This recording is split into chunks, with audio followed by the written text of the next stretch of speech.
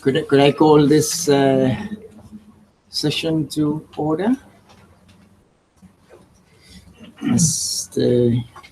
Chairman, Ambassador Mickey Joy, Ambassador Vanuatu, Ambassador Bearer representing the President of the ACP Council of Ministers, Your Excellencies, Ramphal Institute Chair and Trustees, King's College faculty members, distinguished ACP Secretary General, Dr. Patrick Gomes, ladies and gentlemen.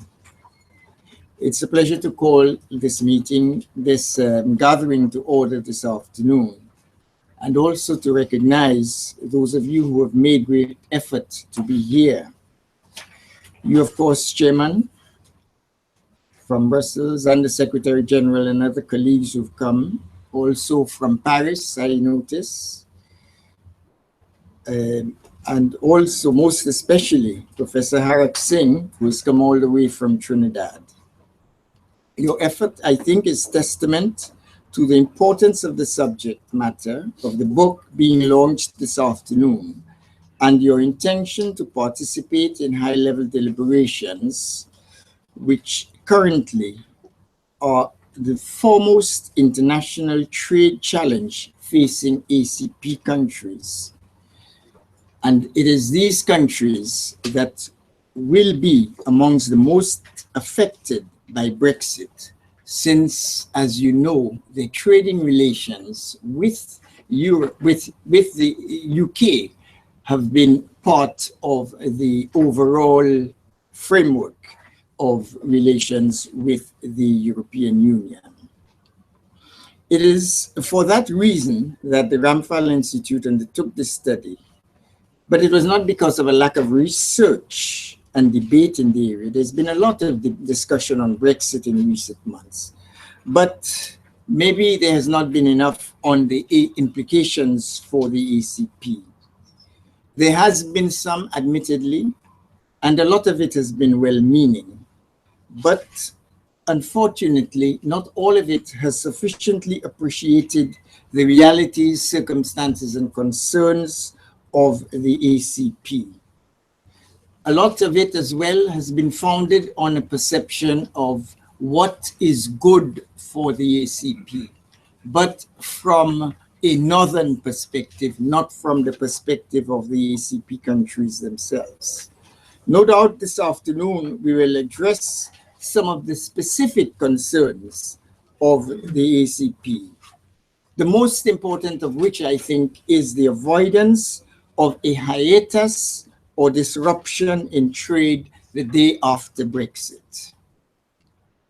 That is something that is of overwhelming concern to ACP countries, particularly those that currently depend on their trade with the UK on the economic partnership agreements that have been signed with the European Union.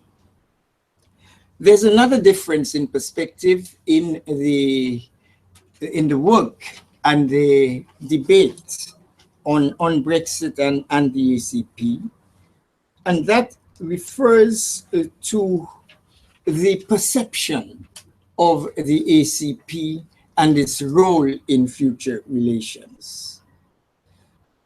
Unfortunately, sometimes the ACP is caricatured as some neo-colonial construct imagined by bureaucrats in Brussels.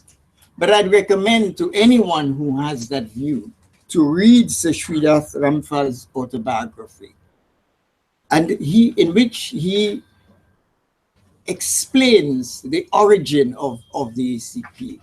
The origin of the ACP, as he pointed out, came up in the margins of a non-aligned conference.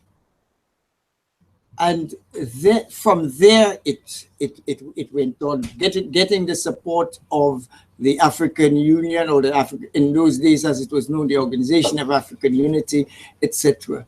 And it was created not by the EEC, but probably despite the EEC.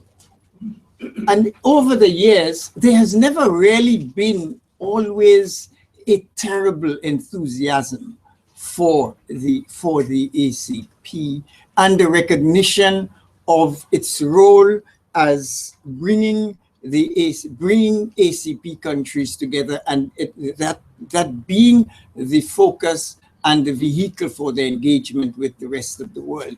And sometimes one wonders whether this hesitancy to appreciate the role of the ACP as the focus for future engagement might not well be reflective of that diffidence that one saw, or one has seen in Europe.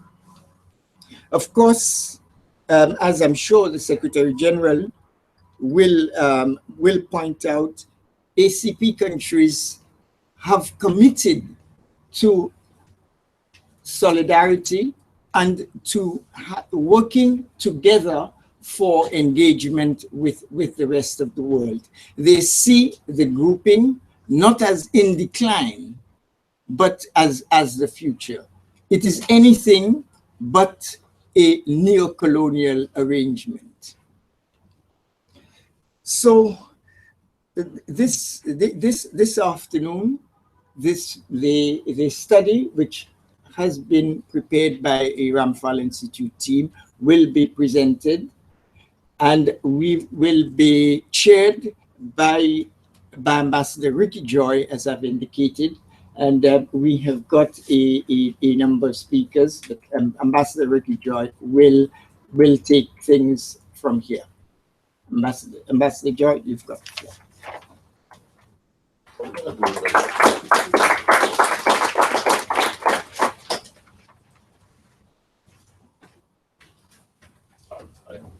Speaking in London. Thank you, Ambassador Lawan, Director of the Ramphal Institute. I think first of all, on behalf of myself and the region of the ACP, a proud son of the Caribbean, Dr. Patrick Gomes, we're honored that Ramphal Institute could be able to extend the invitation to both of us to join you this afternoon. It's a momentous occasion, and we are in the midst of fellow colleagues from ACP. Most of you are also to cover Brussels. But I think at last, we are honored to be here, to be part of the history, but also to be among friends and colleagues. As mentioned by the director himself, Ambassador Law, we are at a very, very important moment of time. Focus of discussions this afternoon will be on the issue of the Brexit, which has more or less taken over a large portion of the debate in Brussels, within the Commission, and even to the extent of Council and Parliament. We are pleased that the Ramphal Institute has done a study, substantial work, which would be shared with colleagues this afternoon, to be able to guide us, not only within our commissions based in London, but also for the purposes of developing a key appreciation and understanding of what the implications would be.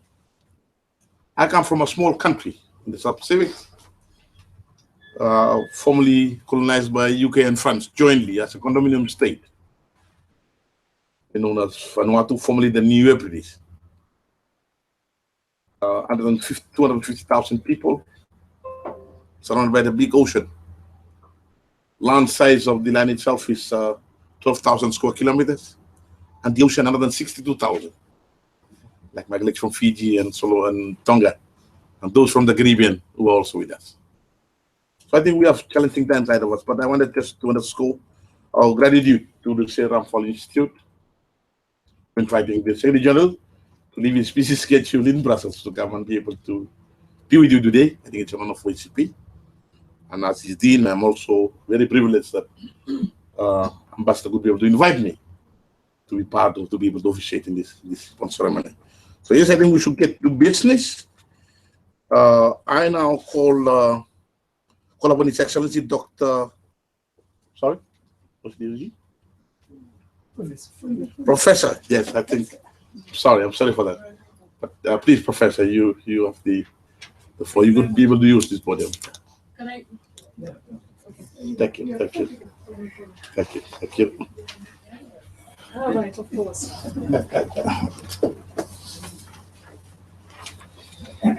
Good afternoon. Excellencies, our trustees and colleagues from the Ramphal Institute, it's a pleasure to have you here, distinguished guests, my colleagues. I think that this meeting represents what the relationship between academia and the world of policy and practice can do together. It's a long time in coming, but it is so timely. And I think it represents why an institute like Ramphal Institute belongs and needs to continue to be in partnership with an institution like King's College London. I think there can be no doubt that Brexit, the very event that brought about what we're now talking about, is a particular moment for the UK and for Europe. But what it's done as well is to elicit a variety of ideas amidst that debate about what kind of new world ACP countries will find themselves. And I say this is timely because it also coincides with the kinds of conversations that we're having in the university. At a place like King's College London, we haven't stopped talking about what the implications might be of Brexit for the world, the globalized world of Africa, Caribbean, Pacific, and a global community of students that we have welcomed to King's every year. It means putting our minds together and trying to collect ideas about how not to be left behind as a community of people. And that's a debate that has to be had together amongst academics as well as policy actors. So this research itself, the conversation we're having, is timely in very many respects. I think my task is to welcome everyone to King's and to say that what we're doing is trying to showcase what is possible as we look to the future. And it's, as far as we're concerned, trade, the conversation around trade is a vital part of the developmental conversation we're having. And education sits right in the middle of that. And we have the Education Summit. We have constant dialogues with all of our colleagues in the embassies, at least once a year in London. We have a chance this year for two possible conversations. One of them being what we call going global. You might be familiar with this, those who deal with education. And this debate is very real for all universities across Europe, for that matter. We collaborate freely without thinking across Europe. And in doing that, we cross-collaborate with countries in other parts, with universities in other parts of the world. And we have to come up with new thinking about how to make all of these collaborations and keep them alive, actually, amidst Brexit. So I think this is a conversation we'll have for some time to come. I welcome you to King's, and I hope that we have successful deliberations this afternoon. And I'm sorry if you do see me sneaking out at a point. Please do not think me rude. It's because I have to sit in several meetings at the same time, and I will try to be back. Thank you very much. Please have a good afternoon.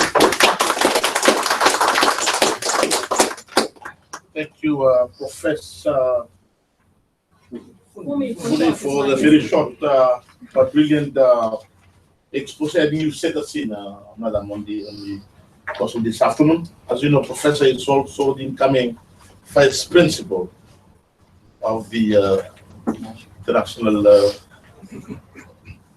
of King's College in London. Without further ado, I think we have the program at the once, and now have the great pleasure to invite His Excellency Dr. Apera Avur, who is also the Ambassador of Ethiopia. In fact, Ethiopia is the current presidency of the ACP After the meeting, Excellency. So you have the meeting. Thank you. Pleasure. Thank you.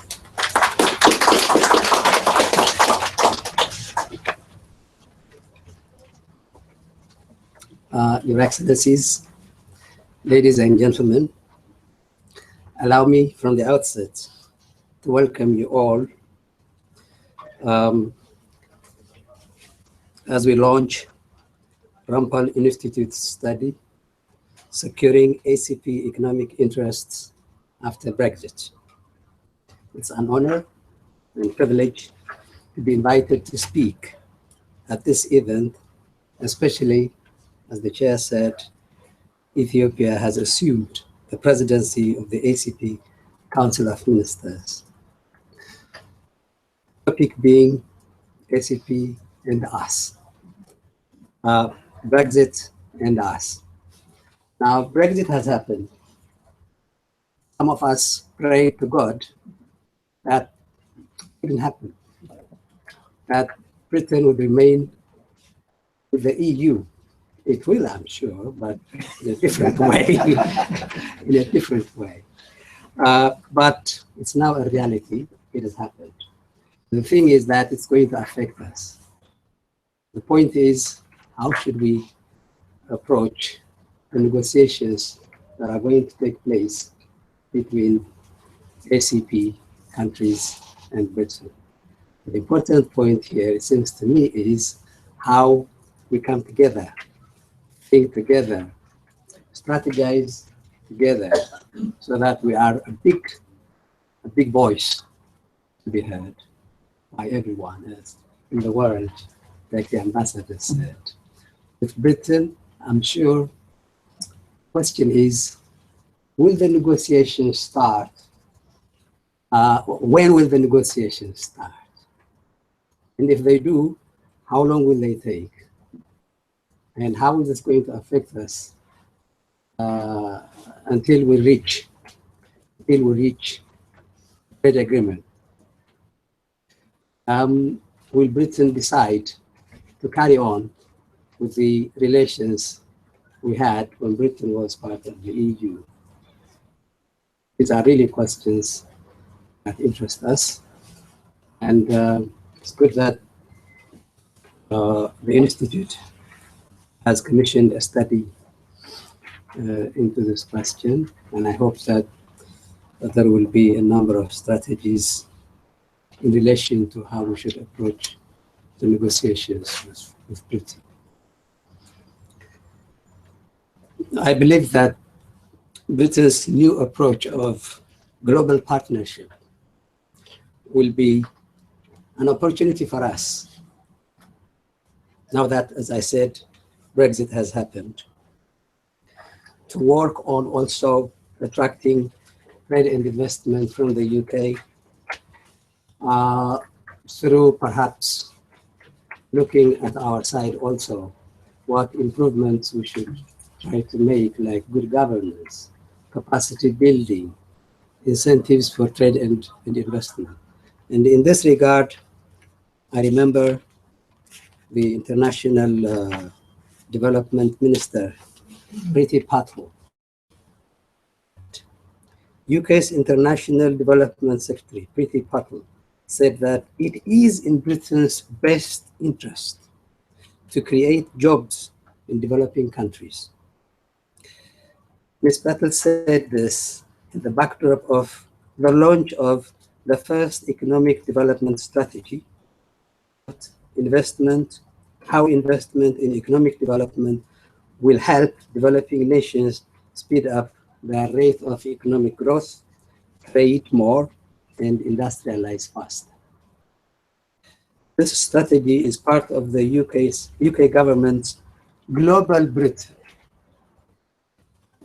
strategy as the UK splits from the EU. What is this going to mean to us?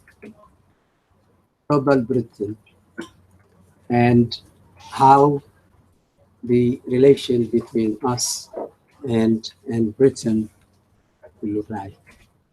And I think, as I said, the important thing is that we work together, we strategize together, and see to it that the negotiations start as early as possible and that they don't take too much time, as happens with the WTO. In some cases, 10 years, 15 years. So that's the context. But I think it's also important that we should try to, as I said, improve on our side, on the ACP countries' side, to improve certain things, as I said, the investment environment, the policies and incentives we have for foreign investment, but in this case, particularly from the UK. Let me focus a little bit on my country, Ethiopia. Ethiopia is one of the fastest growing economies in the world. Over the past 12 years, Ethiopia's economy has been growing by double digits. We were able to achieve this growth by implementing consecutive 5-year development plans. The current 5-year growth and transformation plan, which is in line with the UN Sustainable Development Goals, envisages to take further the rapid development by focusing on education, skills development and health, modernization of agriculture and rural transformation, massive infrastructure schemes, as well as by paving the way for industry to lead the economy. The role of the private sector is also recognized as a key engine in this endeavor. Now, we have some big companies investing in Ethiopia, in the textile and garment sector, in leather, energy, green economy being the aim here, mining, construction, horticulture, flowers, tourism, food and beverage. Such companies like Diageo, Cafe Minerals, Picard's, Unilever, Marks and Spencer, just to name a few. These are investing in Ethiopia at the moment, and incentives have been put in place to attract foreign investment. The ACP countries have a very young population. In Africa, for example, around 70% of the population is under 35 years of age. 70% of our population is under 35 years old. According to the latest figures, by 2050, Africa's population is set to double. 18 million young Africans will enter the workforce every year. Creating jobs for them through the promotion of micro enterprises is one of the very best ways to alleviate poverty. And I think this concerns us all. That's where we need to exchange information also. Last month, the African Union Summit in Addis Ababa was held under the theme, Harnessing the Demographic Dividend Through Investments in the Youth.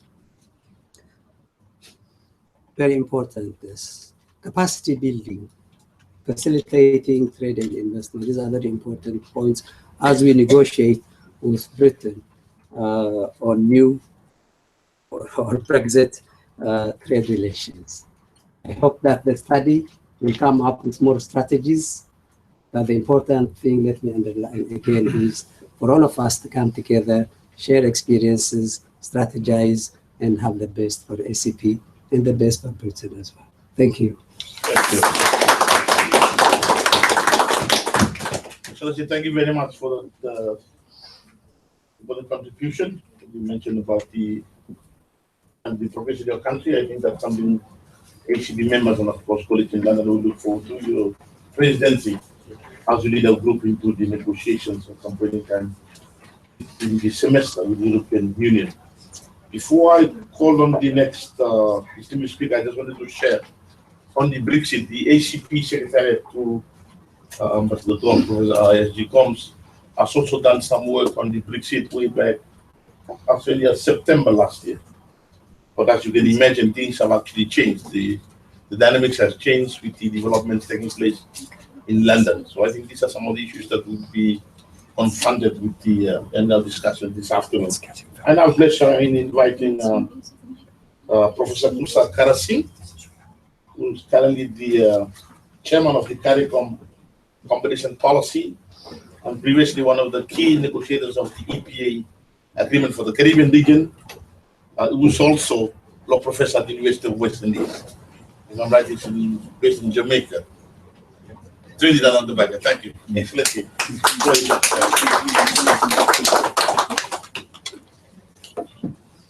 Thank you very much, Mr. Chairman. Excellencies, distinguished ladies and gentlemen, good afternoon all, or good morning as the case might be, for those of you who are following us online. My intervention in this forum is based on the presumption, a certain presumption, that in order to make our way in the world at some stage, we will be negotiating a trade agreement with the UK, whether as a whole or region by region. It is to be hoped that in that exercise, we won't have as long a gestation period as the agreement initialed earlier this week between Canada and the EU. Though to be fair, we may have to deal with our own version of the Wallonia effect as we try to make a common position among all of us. But that is to anticipate. What I prefer to do today is first to look at our experience in the past, and secondly, to use that as a marker for the way forward. But first, a preliminary point. The setting of trading arrangements between the rest of the world and the Caribbean is an accustomed exercise. So these were colonies of settlement, not colonies of settlement, but colonies of exploitation. And in that kind of environment, from mercantilist designs to the imperialism of free trade to those global structures, it was the trading arrangement that was the most certain marker of success or failure, or the worth of a venture as a whole. How else can we explain how the seat of the headquarters of the Caribbean Competition Commission, which is Suriname, Paramaribo, was once exchanged for the whole of Manhattan? So it's the arrangements, these trading arrangements, especially when allied with the notion of comparative advantage, as in doing what one can do best and relying on exchange for the rest. That is how we manage our history. And this history continues, whether it was seen as preferential or not, although preferential conveniently masked neutrality of interest. To tropical goods on the one side going to the metropolitan countries, but foreign-owned companies, foreign-owned enterprises, shipping, banking, insurance, freight, machinery, and human services on the other side. Whatever we do in the future, we will have to capture that neutrality of interest. Now, Brexit brings in its train another opportunity for the settling of trading arrangements. In this scenario, a great deal of advice is cast in the form of adapting to Brexit.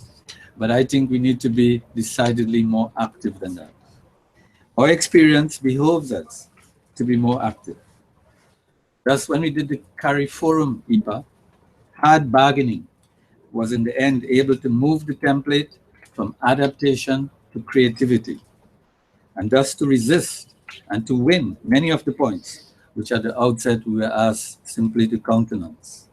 For example, to put regional integration at the forefront, we resisted and we said, no, development must be number one. To concede free movement of goods, we said, good in principle, but not yet. We were not ready for that.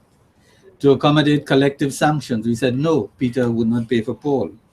To accept disciplines on intellectual property, we said, yes, but there must also be disciplines on innovation. To acquiesce in the automaticity of the MFN provisions, no, we said, we will calibrate according to our own interests. To aim for 90% of trade, free trade as a measure of substantially all trade. No, we said, we need to go lower and over a longer period. There were other areas, including a structured asymmetrical reciprocity and anchored development commitments. But the lesson is clear. We contested rather than adapted. And now there will be a coming green paper when the negotiations on Brexit will take place. and we will have to contest rather than adapt. So that is one of my major lessons from our experience in the past. And from that, I want to move on to markers for the future, which is the second thing I said I would talk about.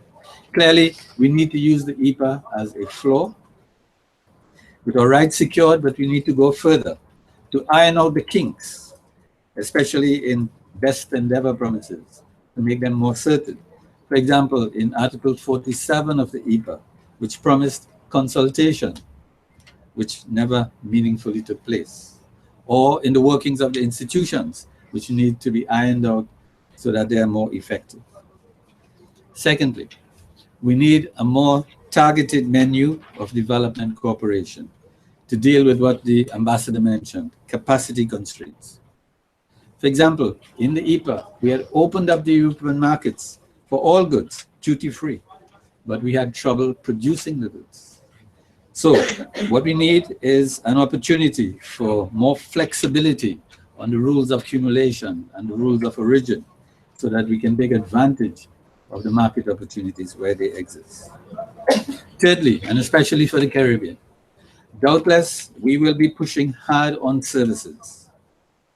And given that some of the reservations in the EPA schedules are not really applicable in the Caribbean UK context, for example, as in language requirements or mutual recognition hurdles, for example, in the professions of law or medicine or accountancy, where the training is basically the same, there are real opportunities here. And arguably, from our standpoint in the Caribbean, this is one of the great promises for us of Brexit. His Excellency from Ethiopia said, we have young populations and we need to have jobs for them. And these will not be jobs in the commodities as much as jobs in services. Outside of all of this, fourthly, we perhaps need to use the opportunity to restart for the Caribbean or negotiations with Canada, which are on pause. And fifthly, but I will not speak about this, we need to look to our own internal common market and economy to see what lessons we can draw from Brexit as we try to avoid the developments that took place here in Europe. Sixthly, and this is very important in the ACP forum, to define our role in the world and to clarify our aspirations, which means recasting and revisiting the EPA preamble and anchoring the intersection with Cotonou and thus with the ACP as a whole. And finally, we need to, all of us, when we are negotiating our trade treaties, to design with implementation in mind, so that the fruits are indeed harvestable, whether low-hanging or not, and not to mistake the means, which is casting a treaty, with the end, which is promoting sustainable development, the eradication of poverty, and our gradual integration into the world economy. Thank you very much. Thank you very much, Professor. You've highlighted that on some of the very, very exciting features that would generate discussions and debate between those in the table and, of course, our audience this afternoon. I wanted to also thank you for the experience and the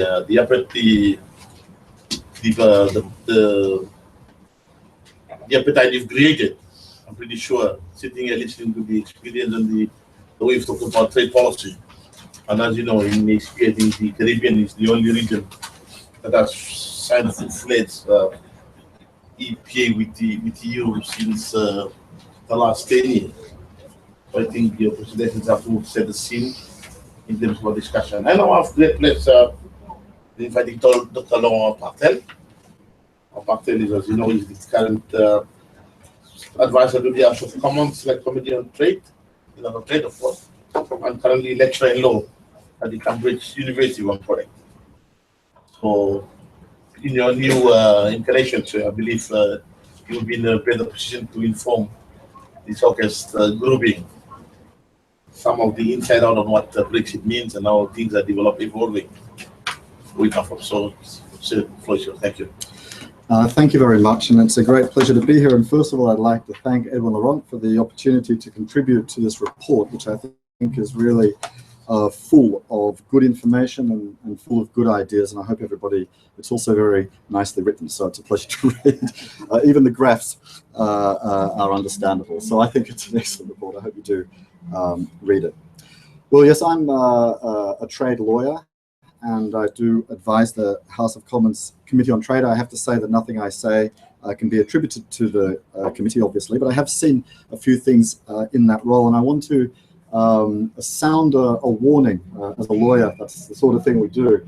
What happens if things go wrong, and how likely is it that things go wrong? And of course, what I mean by things going wrong is that when the trigger is pressed in March, I think the best date that we have now is the 9th of March, which is not very far away. What will happen 2 years after that?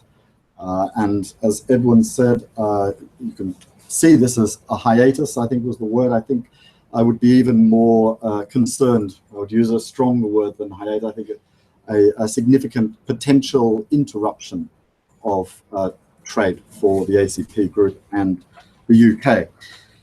First thing I'd like to say is what is likely to happen from the UK's side in 2019. And at the multilateral level, it's now clear, Liam Fox, the Secretary of State for International Trade, has said that the government's position is going to be to submit to the WTO schedules of concessions in goods and services which replicate as far as possible those that are currently in the EU schedule, which is shared between all EU member states and the EU. And I think legally speaking, that is clearly the right thing to do, although that's not to say that absolutely everybody agrees with this. But that, of course, is just a maximum. That doesn't speak to preferential trade. So what I'd like to say now is what can be done in terms of preferential trade.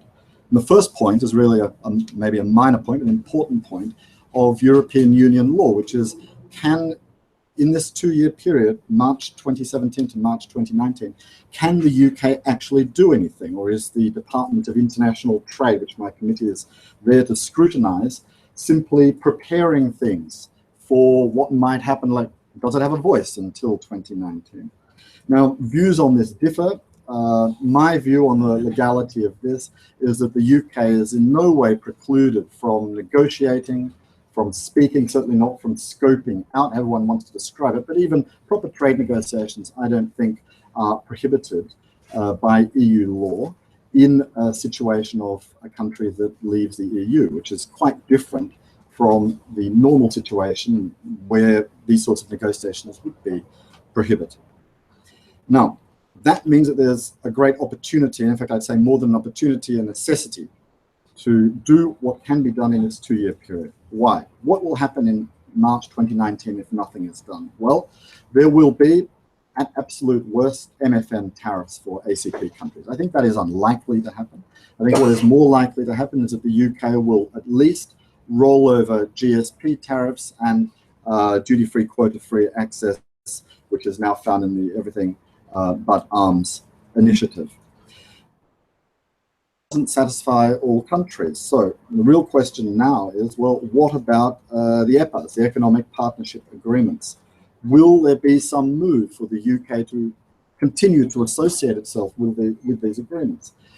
I think this is legally possible. It's legally possible, but it depends on political goodwill, of course, because you need the EU and all the EU member states and everybody on the other side and the UK to want to do this. And let's face it, everybody's hands are pretty full.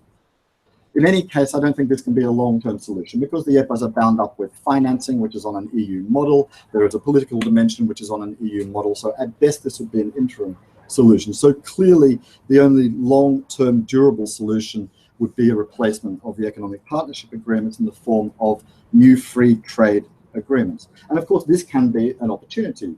With goods, it's hard to see how much better this can be. There can be changes to rules of origin, of course, accumulation and so on. But of course, as Professor Harak Singh just said, the key here is services. And there can be work that is done on services, obviously. Now, a few more generic points which apply across the board. The situation changes generically in a few different ways. Number one, there are issues not only in preferential and regional and bilateral negotiations, but also at the multilateral level, which now change for the UK because the UK is going to be its own territory. That means that for SPS measures, for instance, one has to look at the UK as an independent territory. The UK is going to have to come up with its own SPS measures.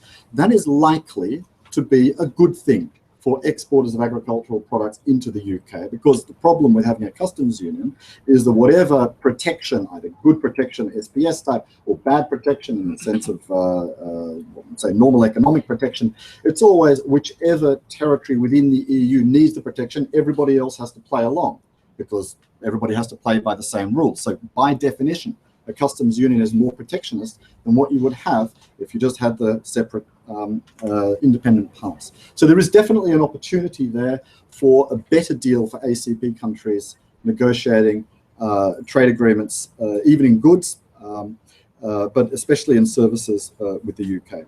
One more point before I conclude, which is there's another dimension to this, which is what about the existing economic partnership agreements with the rest of the EU? Now, clearly, if, and as I think is likely, the UK will drop out of the existing EPAs unless there is a protocol or something that's politically possible, legally possible, but I don't know how probable that actually is. So if one assumes that the UK drops out of these EPAs, then clearly the balance of reciprocity that was negotiated through those EPAs changes significantly. The question is, can this be used in any political or legal way to, let's say, this fact to restore a balance, either in terms of trade or in terms of aid for trade or whatever it is, in order to make sure that EPAs are fair for ACP countries given this new structural dynamic? Well, I'm afraid that legally speaking, the only thing that one can do is pretty much nuclear, which is one can, on various bases, terminate the EPAs in this situation. The problem is, of course, I mean, what sane country terminates a good free trade agreement when one doesn't need to? That, unfortunately, is really the only option. So what is left is really, I think, political pressure, explaining the situation to the partners in Brussels and essentially putting the case. So this is really all I have to say. There are some things that we know. There are things that we don't know, but, you know, to quote the great Donald Rumsfeld, there are the known unknowns and the unknown unknowns and so on. And I think it's important to put into these different categories of things that we know according to our level of knowledge. Most important point that I want to make, and I think all previous speakers have also made this point, is that 2 years, and in reality less than 2 years, is not a long time. I think the I know the UK government is working hard on this point. The UK government, as far as I know, has no interest in making life particularly difficult for ACP countries.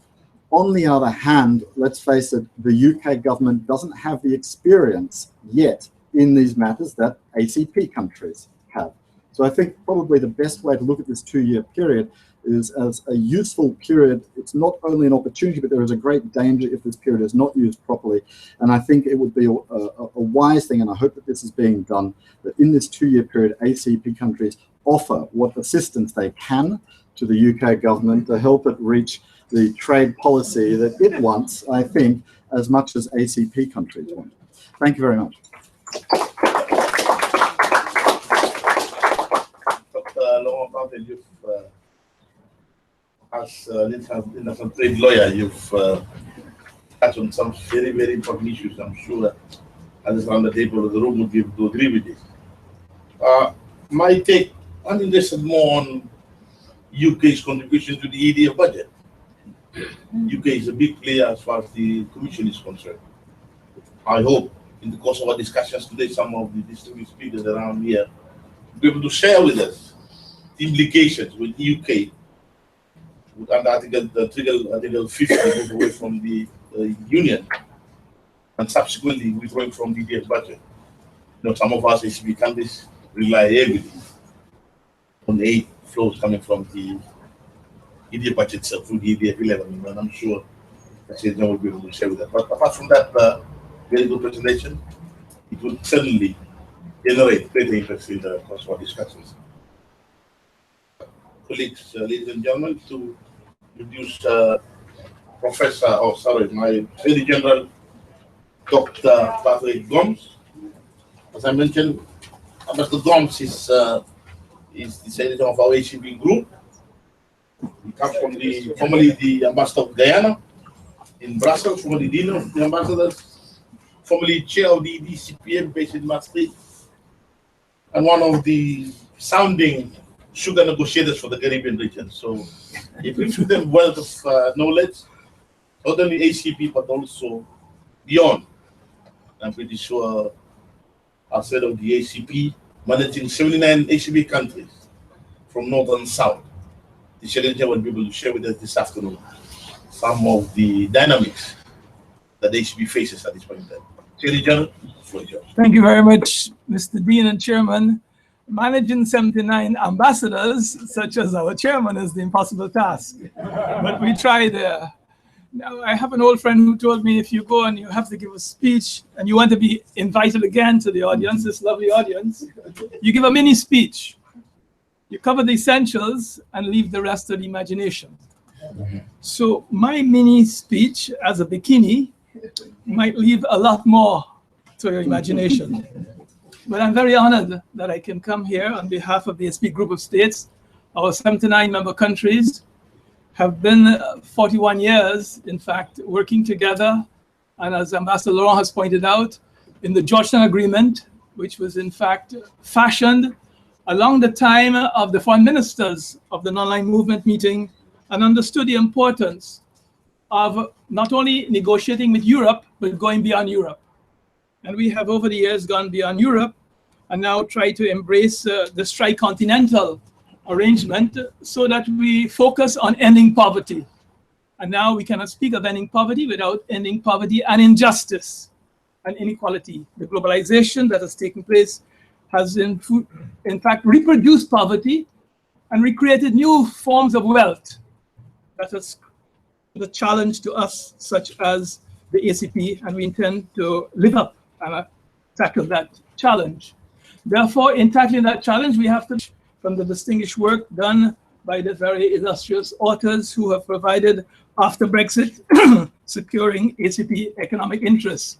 We did get an early introduction of it, and I made the presentation of a summary to our ministers of trade, who liked it and appreciated it very much. So we look forward to the full study, which we will take to our ministers for further deliberation.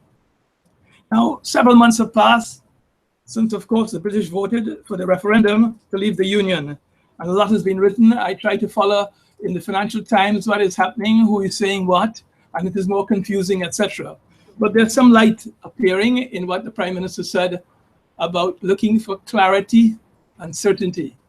So that is pretty encouraging. The book that you will all read and enjoy provides great pertinent insights and what I call additional intellectual ammunition for ACP countries and their allies, my dear allies, to continue their preparation to secure the trade and economic interests of the ACP Group of States. The challenge is formidable, but we must confront it. The fundamental reality is for trade to be a powerful instrument in the eradication of poverty. This is a battle and an ongoing struggle at the heart of the ACP's raison d'etre. There is no doubt that the referendum resulted in shockwaves through many of our capitals and in fact disturbed ACP markets in many ways. Of course, our exporters were shaken with fears of what could come about with new measures for SPS, new licensing requirements. The apprehension for most countries in the ACP Group of States was linked to the partnership between the group and the East European Union, of which the UK has been a key and influential member. The concern also arose from mainly the fact that a good number of ACP states joined the partnership and into the European Union through the very historical relations of the United Kingdom. The Commonwealth Sugar Agreement at that time enabled and facilitated coming on board by countries such as mine from Guyana. The best rum in the world still comes from Guyana. Couldn't leave that out. The present trade arrangements, therefore, between the United Kingdom and the ACP states were negotiated through the European Union. With Brexit, the agreements may cease to apply, in fact will, or would have to be renegotiated when the UK finally leaves the EU. And we're happy to know that Professor Bartels will be playing a key role in that, along with Dr. Harak Singh. ACP's anxiety was compounded by the realization that trade agreements take a long time to negotiate, certainly more than 2 years. The timing being mentioned for concluding the exit negotiations. In addition, it is feared that the uncertainty of the intervening period could disrupt exports of ACP goods and services to the UK. It is worth noting that currently the ACP states together fall into several separate regimes in their trade with the European Union and by extension with the United Kingdom. These, as you know, fall under the EPAs that we spoke about. And secondly, you have the Everything But Arms. Thirdly, there's the GSP, the old standing GSP. And then more recently, along with that has come the GSP Plus.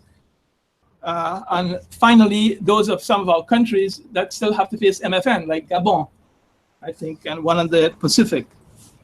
The evidence of the existence, of so many trade regimes is a clear departure from the one trade regime that existed for all ACP states when the Cotonou Agreement was signed. This therefore creates not only a confusion, but a fragmentation that will have to be addressed. In this regard, we should in fact pay attention to the great efforts that are being made in Africa, such as for the tripartite agreement between COMESA, the Economic and Social East and Southern Africa, East African Community, and the Southern African Union for their tripartite arrangement. And also, of course, for the larger continental free trade area.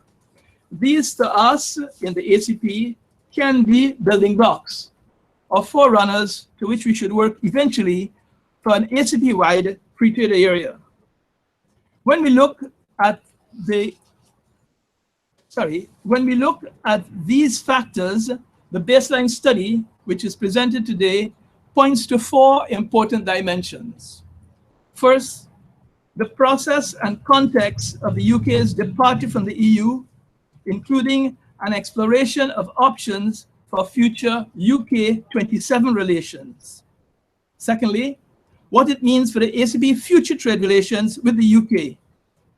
Thirdly, what it means of future development cooperation with the UK and the UK EU 27 linked together in development financing. Fourthly, it seeks to outline a possible way forward for the ACP in each of the important areas where ACP members are affected. Those 4 dimensions are captured very informatively in the study. In particular, the study therefore highlights region by region, country by country, the vulnerability of ACP members to trade disruption.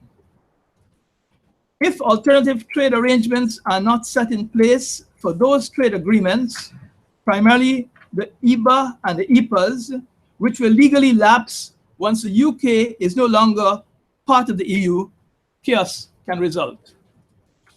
Understanding this baseline is vital. It makes it clear that concrete action will be required. If what David Davis, the UK Secretary of State for exiting the EU, has described as the dangers of a disruptive cliff edge is to be avoided. That disruptive cliff edge hangs over our heads. While Secretary of State Davis was referring to dangers facing UK exporters and their counterparts in the EU 27, the importance of averting the dangers of a disruptive cliff edge is of central importance to many ACP countries in their future trade relations with the UK. The current volume of ACP-UK trade is not insignificant. Exports from the ACP states to the UK amounted to approximately euro 14 billion in 2015, with Africa contributing roughly 91%, the Caribbean 7%, and the Pacific 3%. Some of the key export products, I could just list them: bananas, sugar, fresh vegetables, beef, the production of which is very labor intensive, and therefore the economic implication is significant. Taking into account also the growing youth and how we try to provide jobs for this demographic dividend to which it is referred. Therefore, any disruption of trade would affect millions of jobs, as well as livelihoods of many ACP citizens. We should therefore take all necessary steps and do all in our means to ensure that this does not occur. While the full implications of Brexit will not be known for some time, the ACP believes that it is important to engage with both the EU and the UK to convey our expectations and possibly our fears now that Brexit is on the path to triggering Article 50. That is why this morning our preliminary discussions with the Director of International Trade were quite encouraging and helpful. Let us therefore highlight briefly some aspects in identifying which ACP countries have the highest levels of dependence on the UK market in their trade with the EU, and hence are most vulnerable to trade disruption. If we fail to get to grips with the policy challenges which lie ahead, this will continue to be the downfall for us. The situation is quite stark for some ACP members. Some Caribbean countries depend on the UK market for 75% of their exports to the EU, such as Belize and St. Lucia. While in individual sectors, others are exclusively dependent on the UK market, Guyana's sugar exports. Indeed, across Africa and the Pacific, from South Africa, Kenya, and Ghana to Fiji and Papua New Guinea, any disruption of current access to the UK market could cost tens of millions of ACP nationals their livelihoods. The report also shows clearly how it is Commonwealth ACP countries which potentially have the most to lose from any disruption of the existing basis for access to the UK market. Yet non-Commonwealth ACP countries will also be affected. We therefore have common interests as ACP countries in making sure alternative trade arrangements are set in place for all ACP members from day one of the UK's formal departure from the EU. While the study provides an extremely valuable baseline for identifying and protecting ACP's interests, we are in a situation which is both uncertain and dynamic. It is vital that we don't allow ourselves to be carried along and overtaken by events. This will require close monitoring of developments and the elaboration of nuanced and flexible political responses designed to ensure our fundamental interests as ACP members are protected. In terms of monitoring developments, I would like to welcome, therefore, the launch of this study. This is one of the first markers of the adequate and the necessary monitoring that has to be done. I take this opportunity through you, Madam Chair, Madam Chair of the Institute, to congratulate you on the guidance and the work done by the distinguished authors. In terms of ensuring a nuanced, flexible, and effective political response, it is vital that there be close cooperation between high commissioners in London and ACP ambassadors in Brussels, since there will be both purely UK dimensions and important EU 27 dimensions to the challenges which lie ahead. We will have to work on both sides of the pond, so to speak, if the difficult and uncertain times ahead, we are to make progress in protecting important ACP interests, rooted in the unique partnership which the African, Caribbean, and Pacific countries have developed with the UK and the wider European Union since 1975. The knowledge which Brussels-based embassies and institutions have on trade issues and development cooperation matters will also be transformed by the Brexit process, and these need to be made available to High Commissioners in London as they engage with the UK authorities, while the insights which UK Commissioners can provide on the evolving political discourse in the UK will be vital in formulating nuanced and timely interventions. Our cooperation and collaboration, our alliance is fundamental and necessary for success. It is already apparent from recent statements that the UK authorities do not want to further complicate the difficult Brexit process by being drawn into public discussion on their negotiating strategy. This really needs to be expected, and also we fully respect the view that they have so far expressed with caution. Yet it also needs to be made clear that a global Britain will need to build on its existing network of trade and development cooperation with its rights and obligations. In this context, quite independent of what takes place in the UK-EU 27 discourse, there will be a need to discuss with the UK authorities how to ensure continuity in developing countries' current market access arrangements to UK markets, and more specifically, how to preserve the existing preferential access enjoyed by ACP exporters to the UK market from day one of the UK's formal departure from the EU. Given the multiplicity of challenges facing the UK authorities in setting up future bilateral trade agreements and trilateral, there is a danger that ACP interests could be lost sight of, and this needs to be avoided. This will probably require the adoption of what is suggested as a two-stage approach. Firstly, the unilateral extension of existing market access conditions by the UK to all ACP members on a transitional basis, while new alternatives for long-term trade arrangements are set in place. Secondly, negotiating the new long-term framework with, as South Africa's Trade and Industry Minister, Rob Davies, has implied, the easiest way being perhaps through refitting the existing EPAs into various forms of EPA plus arrangements.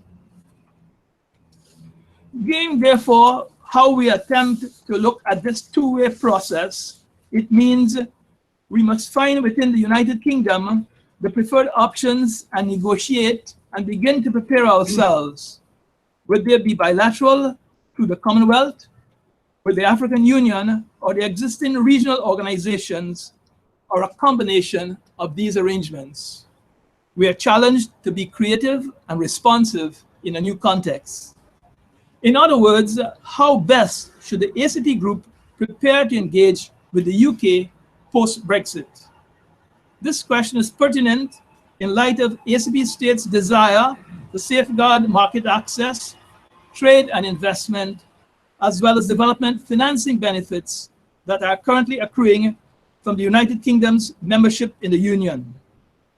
Any dilution of those benefits would significantly tilt the balance of rights and obligations under the Cotonou Partnership Agreement and could seriously hamper future relations between the ACP and the European Union in terms of security of benefits. It is to be recalled that most of the ACP states enjoy close historic, economic, cultural, and political ties between and with the United Kingdom. Therefore, it is not surprising for the ACP group to express its expectation of seeking to develop closer bilateral ties with the United Kingdom after Brexit. This is also born, out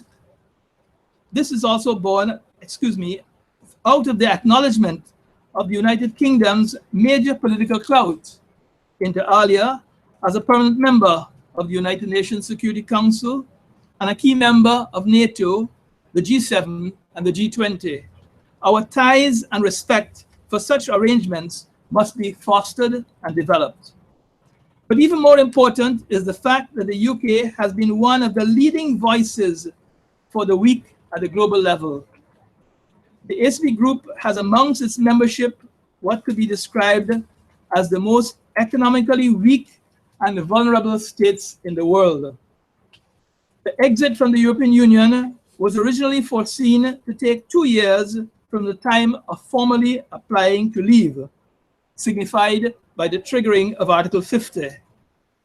For this reason, ACP Ministers of Trade, when they met in Brussels last December, noted that before the exit clause is triggered by the UK and pending the negotiations that will follow between the UK and the UK and the EU, most of the analysis conducted can only be hypothetical and speculative, but very necessary as baseline material.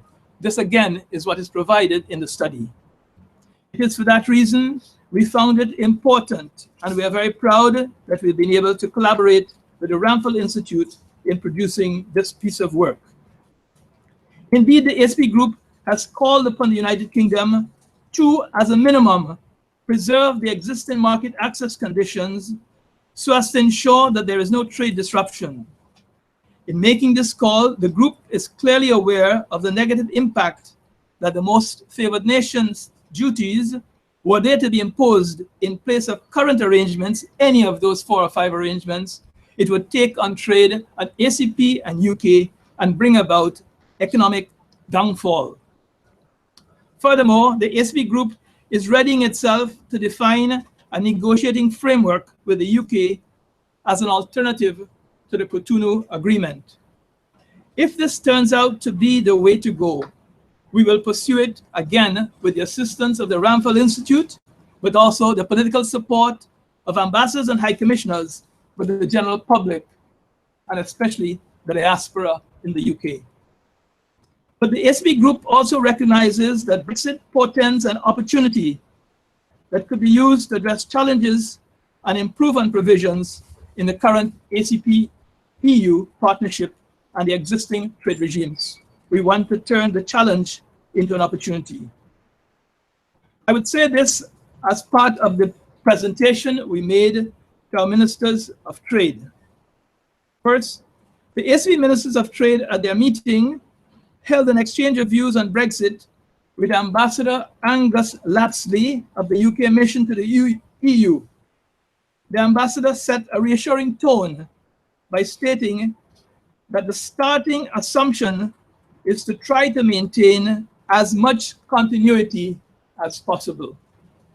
Our engagement in Brussels is followed up by our engagements here in London, and we appreciate the consistency of that message so far of attempting to ensure continuity. That promise of continuity was confirmed in the statement by the British Prime Minister, which followed just recently on 17 January 2017, when she presented her government's white paper with a 12-point plan for exiting the European Union. In the area of trade, the statement says, quote, "We are seeking to achieve continuity in our trade and investment relationships with third countries, including those covered by existing EU free trade agreements or EU preferential agreements." This, in our view, sets the right tone for future engagement, and as Prime Minister, or as any other politician, must be held to their word. Although the devil is in the detail, the Prime Minister's statement is reassuring and gives a good indication of what is in store for us in the ACP group. Now I turn to development financing. The UK contributes about 17% of the European Development Fund, that exclusive instrument linked initially with the LOME that is managed jointly with the European Commission and the ACP group. And the UK has also met its 0.7% GNI target for ODA, and also supports bilateral programs such as Trade Out of Poverty for Sub-Saharan Africa and a contribution to Aid for Trade. Securing ACP economic interests means, therefore, ensuring that UK contributions in the development financing area are not reduced, but perhaps in fact increased or at least maintained. This also calls for political engagement.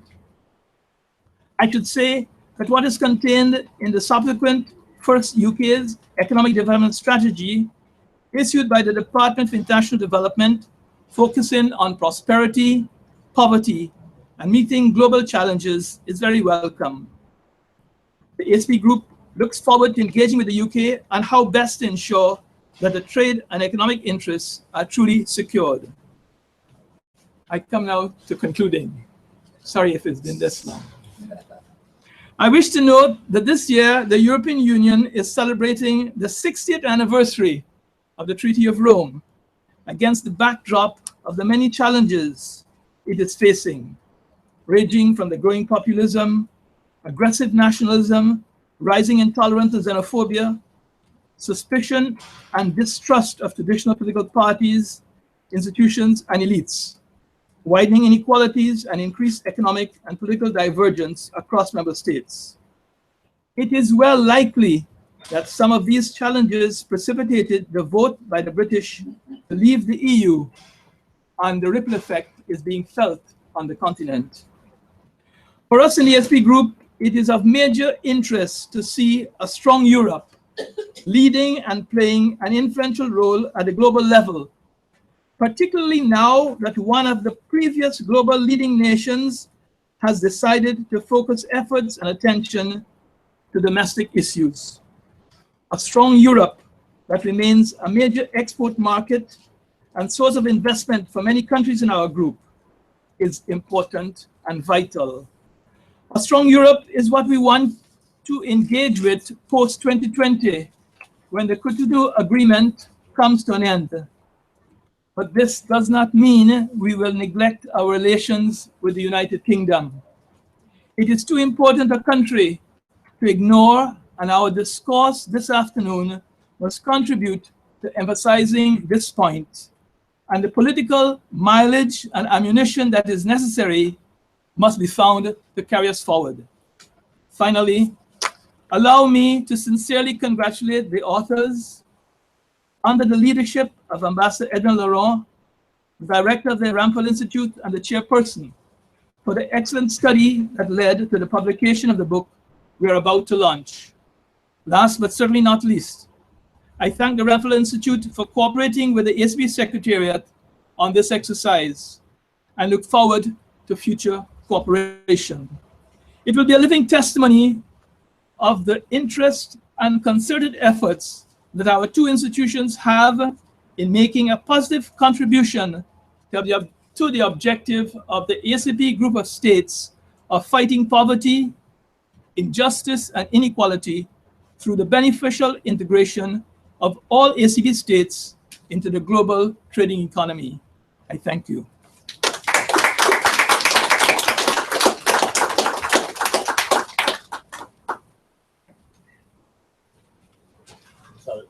Mr. Gomes, you've touched on a very, very enlightened statement. It goes to show your passion and the work that the ACP Secretary is doing in terms of the Brexit. I'm sure you've set the scene on some of the issues that will be shared with us this afternoon. But just to add that in ACP in Brussels, under the leadership of the Secretary General, the ACP group is also looking at the future relations after 2020 period. So, LG, once again, thank you very much. It's been a very well-crafted statement, well-researched, and goes to show the solidarity and, of course, the substance of the security that we need in Brussels. Without further ado, I now have great pleasure in inviting the chair lady of the Ramphal Institute, Madam Patsy Robertson, to, I believe, to present the book to the Secretary General, of course, to say a few words. Thank you. Thank you, Commissioner. Your Excellencies, ladies and gentlemen, as chair of the Ramphal Institute, as you have heard, I want you to know how honored I am to be given the task of presenting a copy of this publication, our own little baby, to Mr. Gomes and some of our other distinguished guests. I was going to give it to you at the end, but since you've...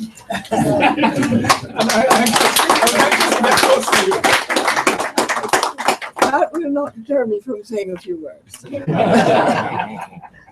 What I want to say to you is that the Ramphal Institute, we're small, we're poor, but we have such fantastic support throughout the world, really, that we managed to keep going. And we're doing this in honor of our great former Secretary General, Sridhar Ramphal. Because as soon as he took up office in 1975, he immediately began to see how he could work with Europe, the EU, and he developed very close relationships with the ACP, as many of you know. He was in on all the negotiations, and in those early days we had Vince Cable, who later became a British minister, and Vishnu Persod, a distinguished Caribbean, who unfortunately died recently, as the two great economists who did a lot of the work, especially with the ACP. So there is a tradition, and I'm glad that under our new director, Edwin, we have reignited that close relationship, and I hope it will last for a very long time. Now, the Ramphal Institute is, as I said, small, but we decided, because we saw the work which has been done, to make so many of the difficult economic, social, political decisions which are discussed at the highest international levels, to do the research, to feed that into the policy makers of developing countries in the Commonwealth and outside of the Commonwealth through the ACP, and to help them in every way we can. And we are very lucky that we have been able to do this, because not only are we close to the ACP, but I see around me representatives of the Commonwealth Secretariat who have come to all our meetings and who have given us intellectual and other support. And because of that, we have been able to do what we have done. We also have been working very hard in broadening our outreach. We are now making partnerships with many universities in the Commonwealth. They want to keep in touch with us. We have had invitations from a few universities that we should put on Brexit studies, in their capitals, so that it's not only Brexit we have been working on. We've been doing a lot of basic work. We again have such support from Dr. Bartel and other distinguished economists whom I see here. And we're doing that basically on a wing and a prayer. I would also like to say that our position here at King's has enhanced our, shall I say, our suitability to do the work we are doing. We are now an integral part of what is known as the Policy Institute at King's. And there are lots of organizations besides ourselves who are doing studies on pensions, on media, how media should operate. Behind there, that whole floor is part of it. And there are people working in rooms talking to themselves. And, we are very happy. It has helped us. So that I'm here today. I better not overstay my welcome, because I know everybody wants to ask questions of this distinguished panel. But just to let everyone know that the Ramphal Institute is here to do serious studies at no cost to anybody who wants to ask us, at least not no great cost, shall I put it that way, on the very, very difficult issues which Ambassador Gomes pointed out. There's Brexit, there is sea level rise, climate change. We had a big input in the Paris talks, and all those issues. So I do appeal to government representatives here to always think of us as the people, the go-to organization to get absolutely first-class research. And on that basis, I would now like to present the other two books. to Ambassador of Ethiopia.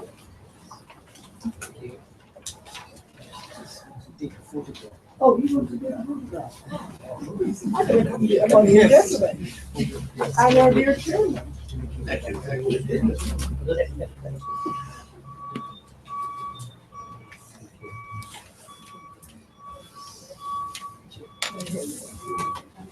Thank you. Thank you very much. Thank you.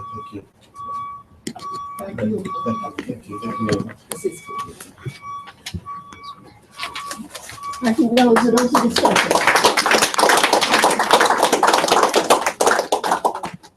Very good, chair lady of the Ramphal Institute. I just wanted to compliment the efforts you and also Ejigum Society in congratulating Edwin and his team.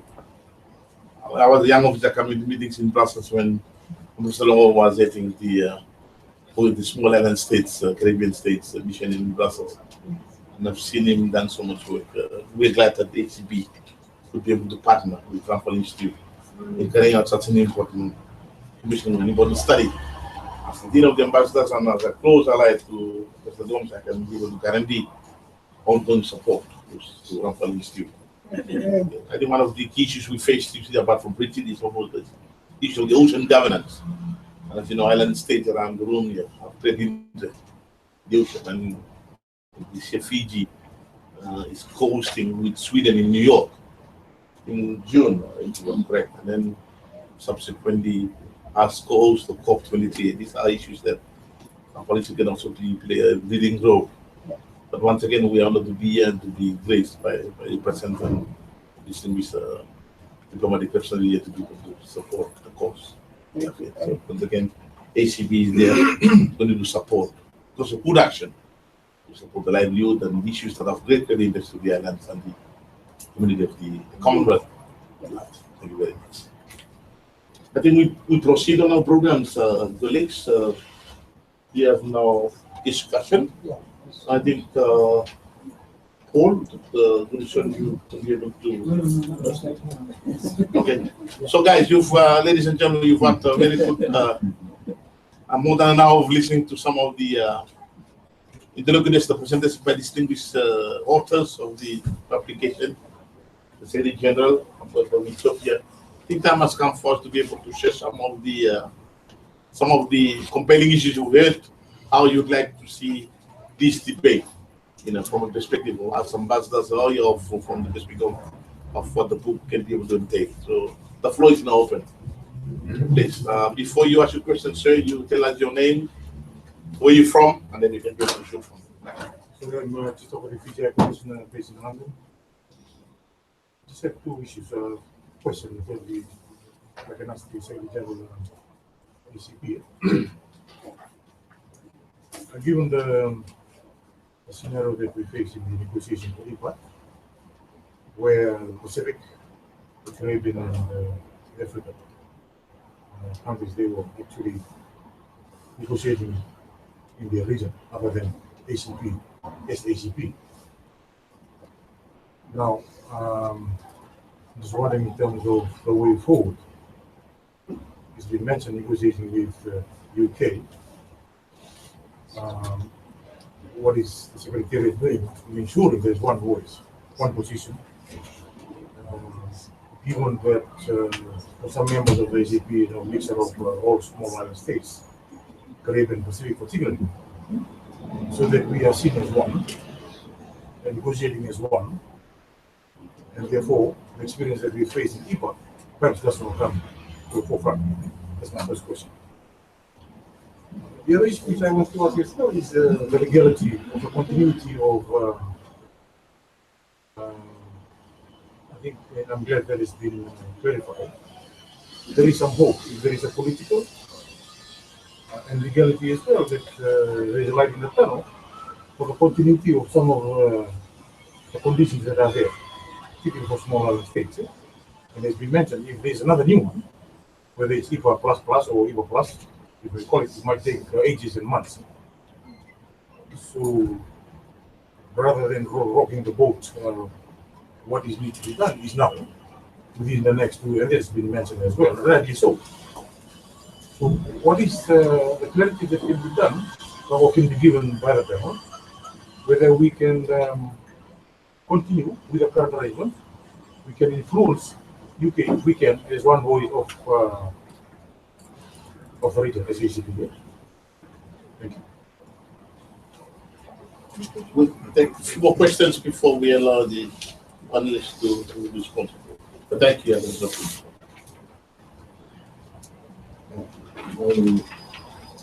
It is towards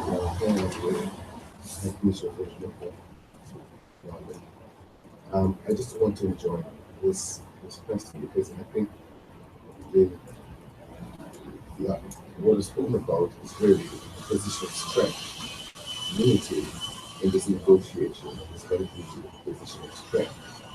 What then are maybe the other areas of strength that we bring to the table in the negotiations? Why would we look at it for UK to want to even come to us in a sense rather than we are going to them because there are things that they need? Can we create a list of things that we know that the UK needs at this particular point when it is in a kind of a transition stage, not as if settled? How can we position ourselves so that we may have a stronger position at the table of negotiation? Hi, my name is Liz May. I work at a UK development NGO and fair trade company called Trade. My question is, and I've had a quick flip through that really excellent book, so congratulations to everybody involved. It's been really very timely and useful. One of the things that I took out from the book is the complexity of rolling, the legal complexity and the political complexity of rolling over the EPAs, certainly as Laurent said, even as a temporary measure, given how much it's bound up with the EU, and particularly what I took from the book was now the UK is leaving the customs union, that rolling over of any free trade agreement is going to have to be part and parcel of the negotiations between the UK and the EU, which make it extra complicated and much harder for the ACP as a group to have their voice heard, I think, in those much wider negotiations. So my question to the panel, and something that we've been thinking about as civil society organisations, is what did the panel think of the proposal or the idea that the existing Everything But Arms scheme could be extended to all ACP countries, possibly a wider group of economically vulnerable countries, even if that's only as a transitional measure, and to Laurent whether it's still possible to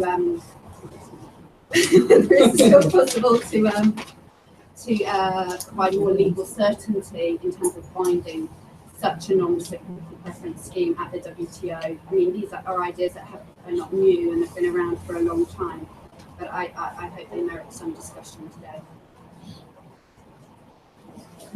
The fourth one, so then we get the anticipation. Yeah, please. I will get the Council for Suriname in the UK. As you know, trade, this is a question for the Secretary General, please. Trade is obviously very much linked to the small and medium enterprise in the ACP countries. Clearly, strengthening of this sector is essential going forward, especially given the context we're in now. As far as I remember, the ACP have taken some initiative to start an ACP investment bank or an ACP investment vehicle. I want to ask the Secretary General the status of this bank. Thank you. I think we've got 4 questions, and we may be able to go first round of answers. AG, we start with you. No,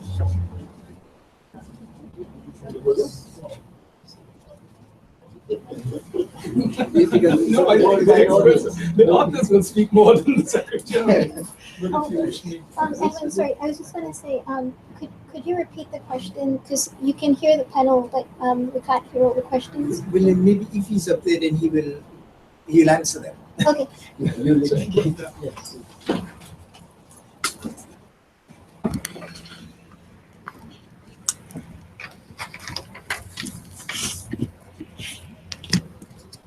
Starting with the last question, which related to an idea that we had put forward, an ACP bank and an investment facility. Explicitly in that form, it has not gone forward and is not going forward at this stage. But two dimensions are under consideration. One is with the loss or the termination of the Center for Development of Enterprise, which was a jointly managed institution, the CDE. We have now come up with a platform for small and medium enterprises, and it will have a regional focus with regional focal points, one for the Caribbean, 2 or 3 in Africa, etc. So we in fact, configuring that arrangement on that side, with great emphasis on the small and medium enterprise. And the allocation under the current EDF has a sizable portion that will go in that direction of small and medium enterprise. Okay. The other side is that we are developing an endowment and trust fund, which will look at raising funds, and the trust component will in fact invite contributions that are immediately directed from large or medium enterprises who are benefiting from the investment facility, and would allow through us as a mechanism, as a vehicle, to focus on small and medium enterprises. So we're trying to go about it not in the major initial idea of a bank or an investment facility, but more targeted approach at small and medium enterprises through the 11th EDF and through the endowment and trust fund, which is being set up. Okay. The question before that, hope that's helpful, but it's on our agenda, most certainly. I think the question before that from the student of Professor Bartels will have Professor Bartels explain how can the EBA, everything but arms, be a carryover. Okay, I think you could go into the legality and base of that. But I'll come to the other two. First, from Fiji. Yes, the need to negotiate and work together is essential, but we have to find the common issues. And as you know, that's why we pointed out the mix of the trade regimes that we face now. But we intend to, and a reference was made to, identifying the common issues such as rules of origin. How can they be improved? How do we look at what are licensing requirements to avoid these becoming onerous or burdensome? The commonality of trading arrangements across the regions and issues will be addressed and looked at, and that will be the way.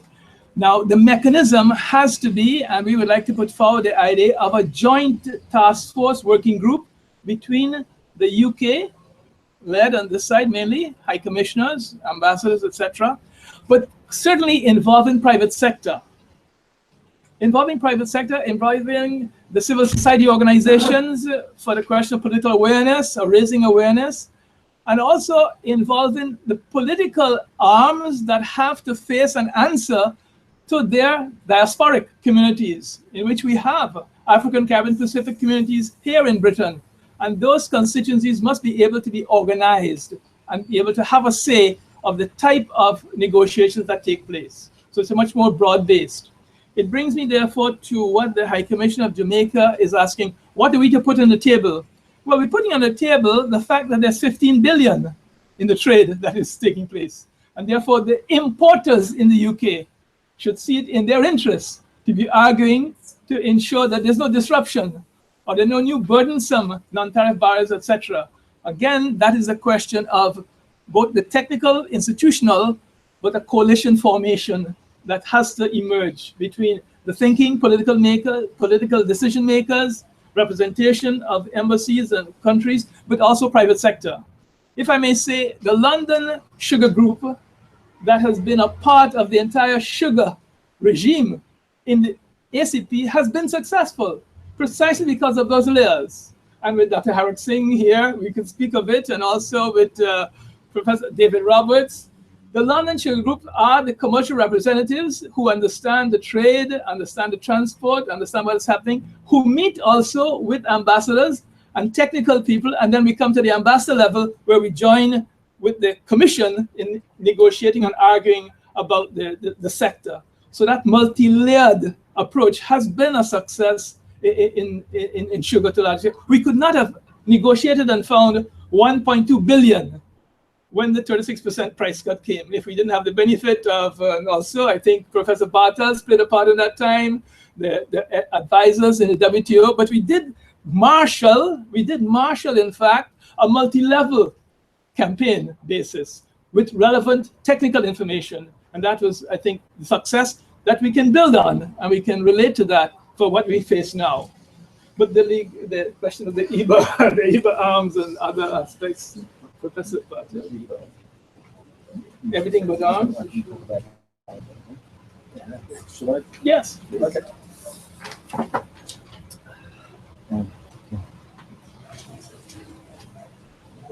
Okay, so the question that I'd like to answer as best I can is what the legalities are, particularly WTO law legalities, of continuing unilaterally the preferences that are currently granted to ACP countries, whether this is under the everything but arms, duty-free, quota-free, or above that economic partnership type preferences in goods. And, I mean, could also be in services technically. It's easiest, well, WTO distinguishes essentially three categories of countries. There are the least developed countries, and that's what the everything but arms agreement applies to, and continuing that is straightforward. I mean, you just get out your photocopier if you want. I mean, it's, leaving aside rules of origin and so on, this is straightforward and untouchable legally, it's perfectly fine. It's much more difficult if you're dealing with other developing country preferences. It's possible to grant preferences to developing countries that you don't grant to developed countries, and that usually takes the form of the generalized system of preferences, unilateral schemes that countries have. The tricky thing there, though, is that you're not allowed to discriminate between developing countries, or at least more specifically, between developing countries that have similar trade, financial, and development needs. A good example of what Liz may mention, I should say, not a student of mine, but head of policy at Tradecraft, but a good example of a unilateral scheme that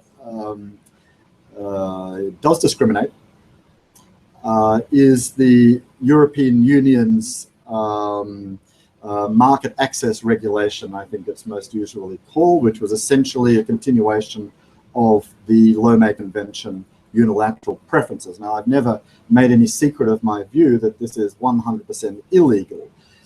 You can't do it. And that is the point. It hasn't been challenged. And I think that's an important political point. Not everything that is illegal, I mean, clearly violates this non-discrimination rule. But not everything that is illegal matters. So I think that's an important thing to take on board. The safest thing to do, of course, and I imagine there would be a good deal of sympathy for this, would be to go for a WTO waiver. With a WTO waiver, you can do, you know, within certain limits, you can do pretty much whatever you like. And there's really, I would anticipate that ACP ministers are already thinking about how to obtain a WTO waiver for exactly the preferences that we're talking about, the EPA preferences that are currently granted by the UK. That would, of course, be a waiver for the UK to continue doing this. The UK would need to apply for the waiver. So that would be the safest way of doing it. If it happened anyway, well, legally, I would say, I suppose I should be cautious and say extremely, extremely fragile. Extremely. But then again, politically, does that really matter? So that's the way I would see that as playing out.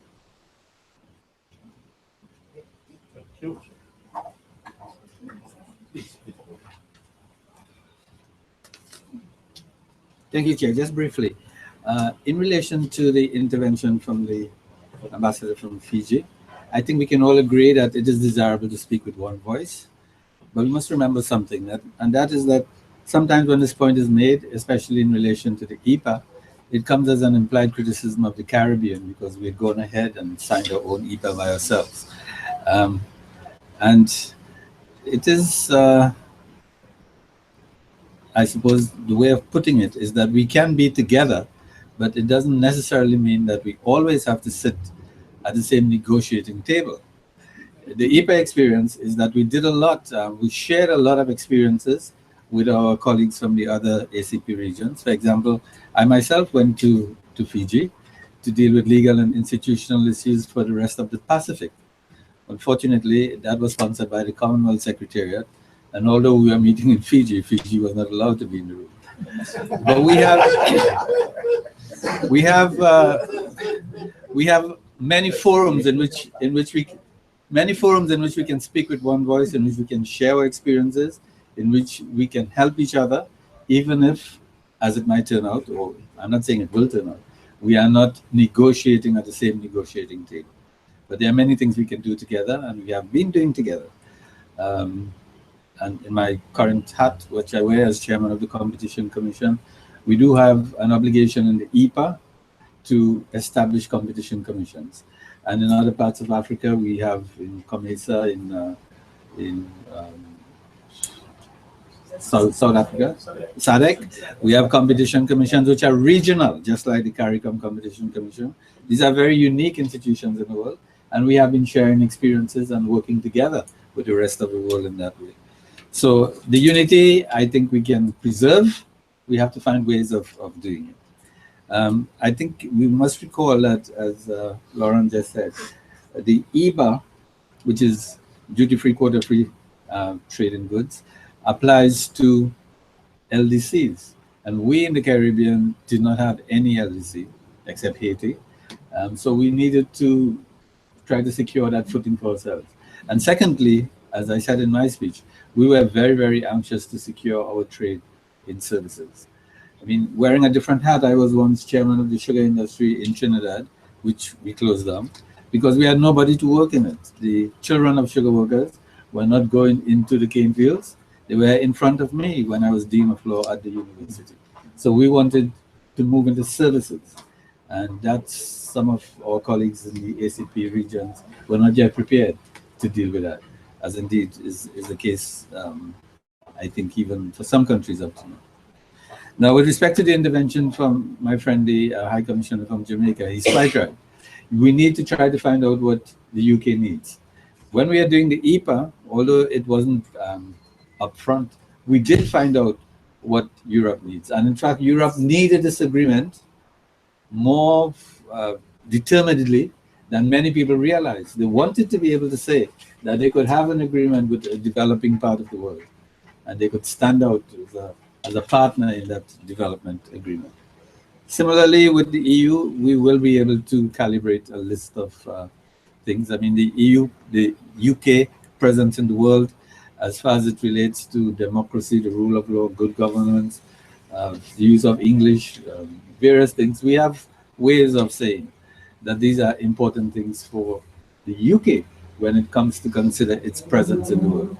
Apart from which, there are many, many commercial enterprises, which, if I wouldn't quite want to put it that way, but they are like what scholars might call remnants of neo-colonialism. Some of these big firms, for example, that operate in the ex-colonial world, those are parts of the interests that still exist that need to be protected in a certain way. So we do have this, what I called when I was giving my little speech, the mutuality to build on. If we can highlight that mutuality and the interest that both sides have, that should work for us. With respect to the WTO waiver, we do have in the Caribbean a little experience with this when we are negotiating with Canada. We had a Carib-Can agreement with Canada, which provided certain preferences for us. That agreement expired, and Canada said we will continue to negotiate. But in the meantime, we will seek a WTO waiver for a year or two, which is how we operated. So we have a little experience with that. Thank you. Professor, I'd like to invite Professor Peterson. That's another question that I will open the floor.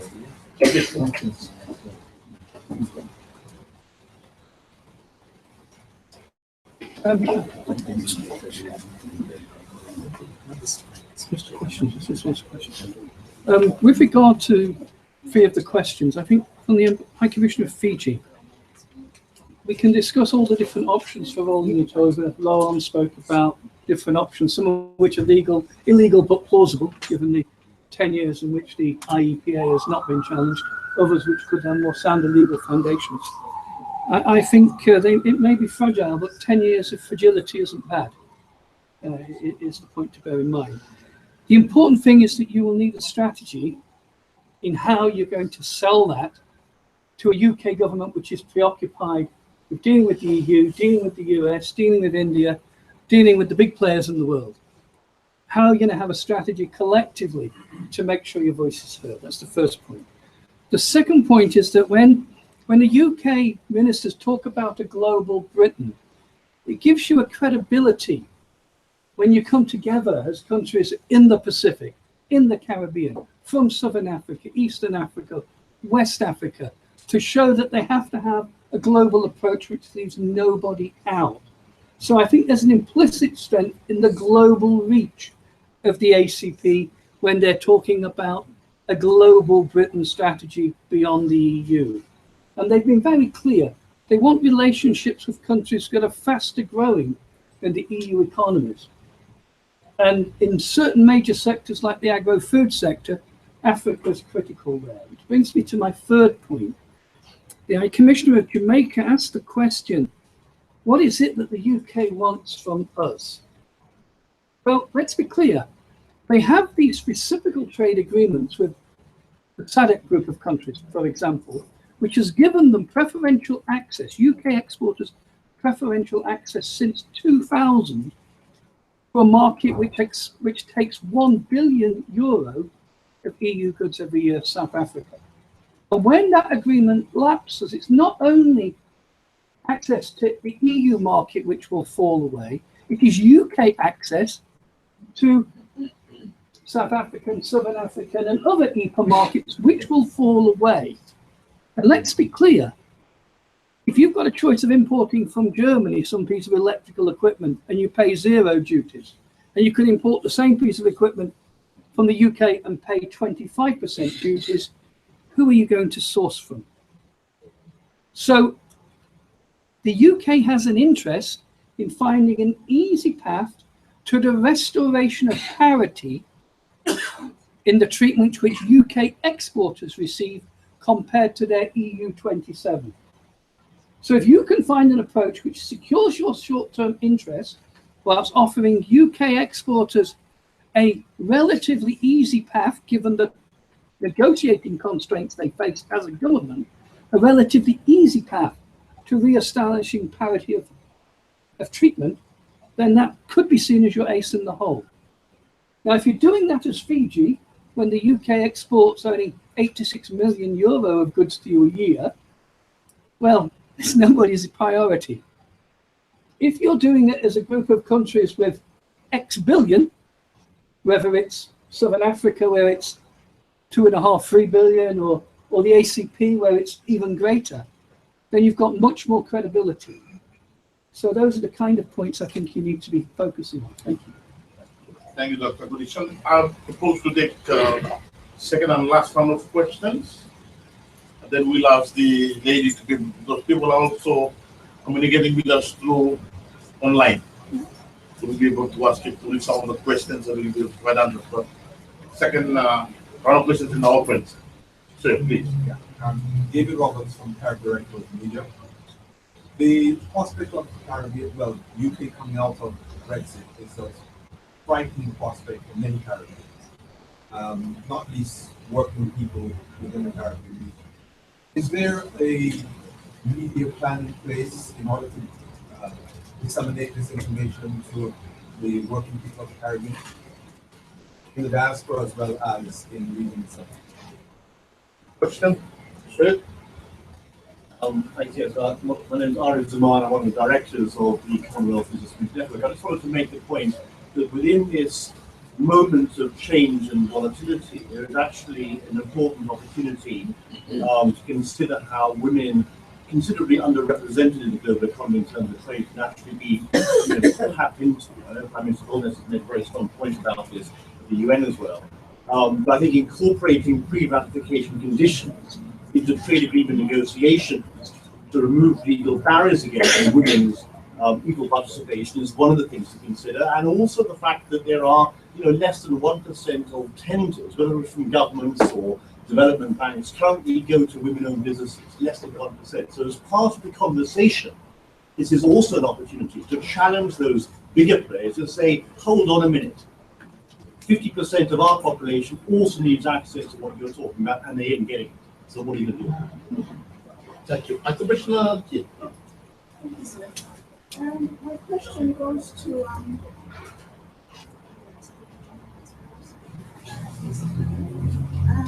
with the withdrawal of that 17%, like the withdrawal of that 17% UK contribution to the EDF, what will recipient beneficiaries of the EDF will expect? My country, I think the EU is the third largest development partner of my country. Apart from that, the EU plays a very strong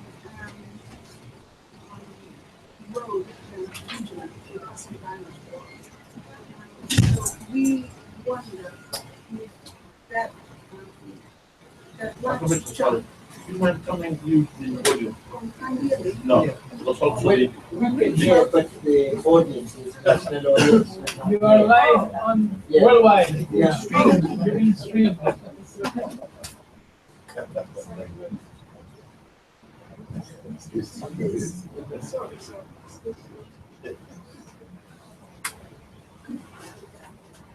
Excuse me.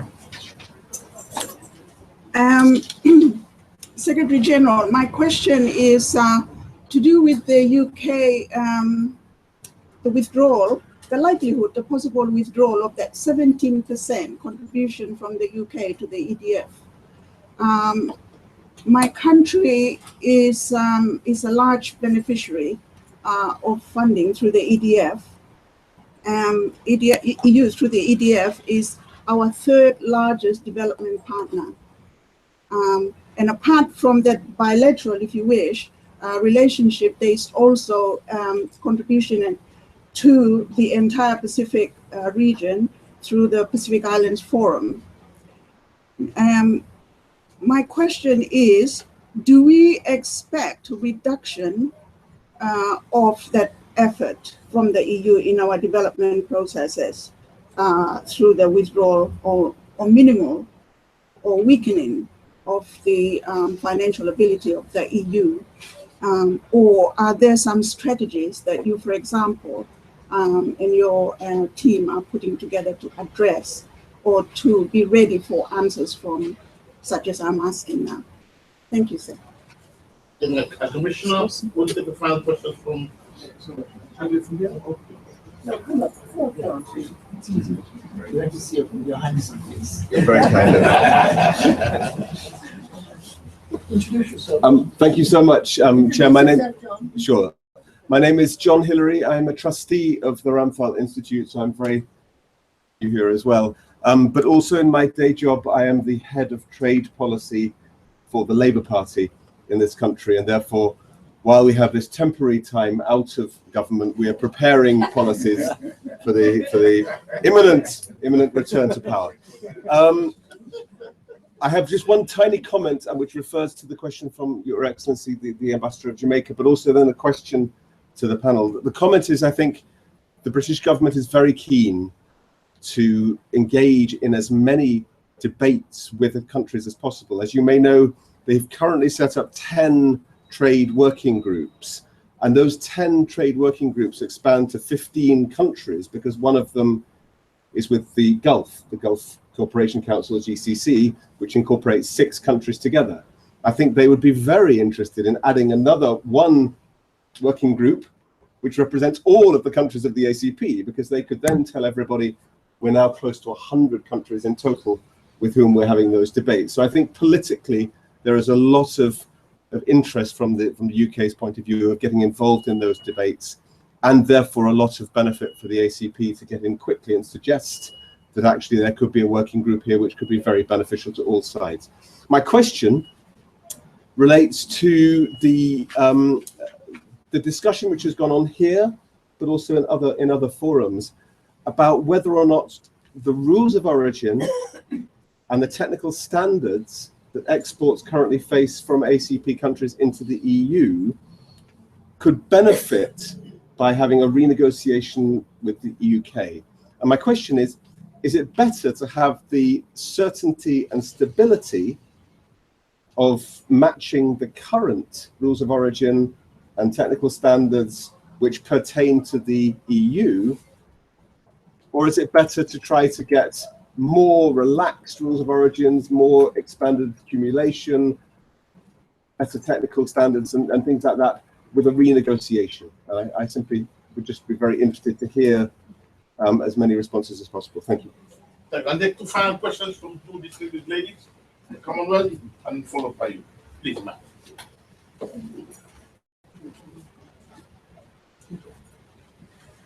Thank you, Ambassador. Excellencies.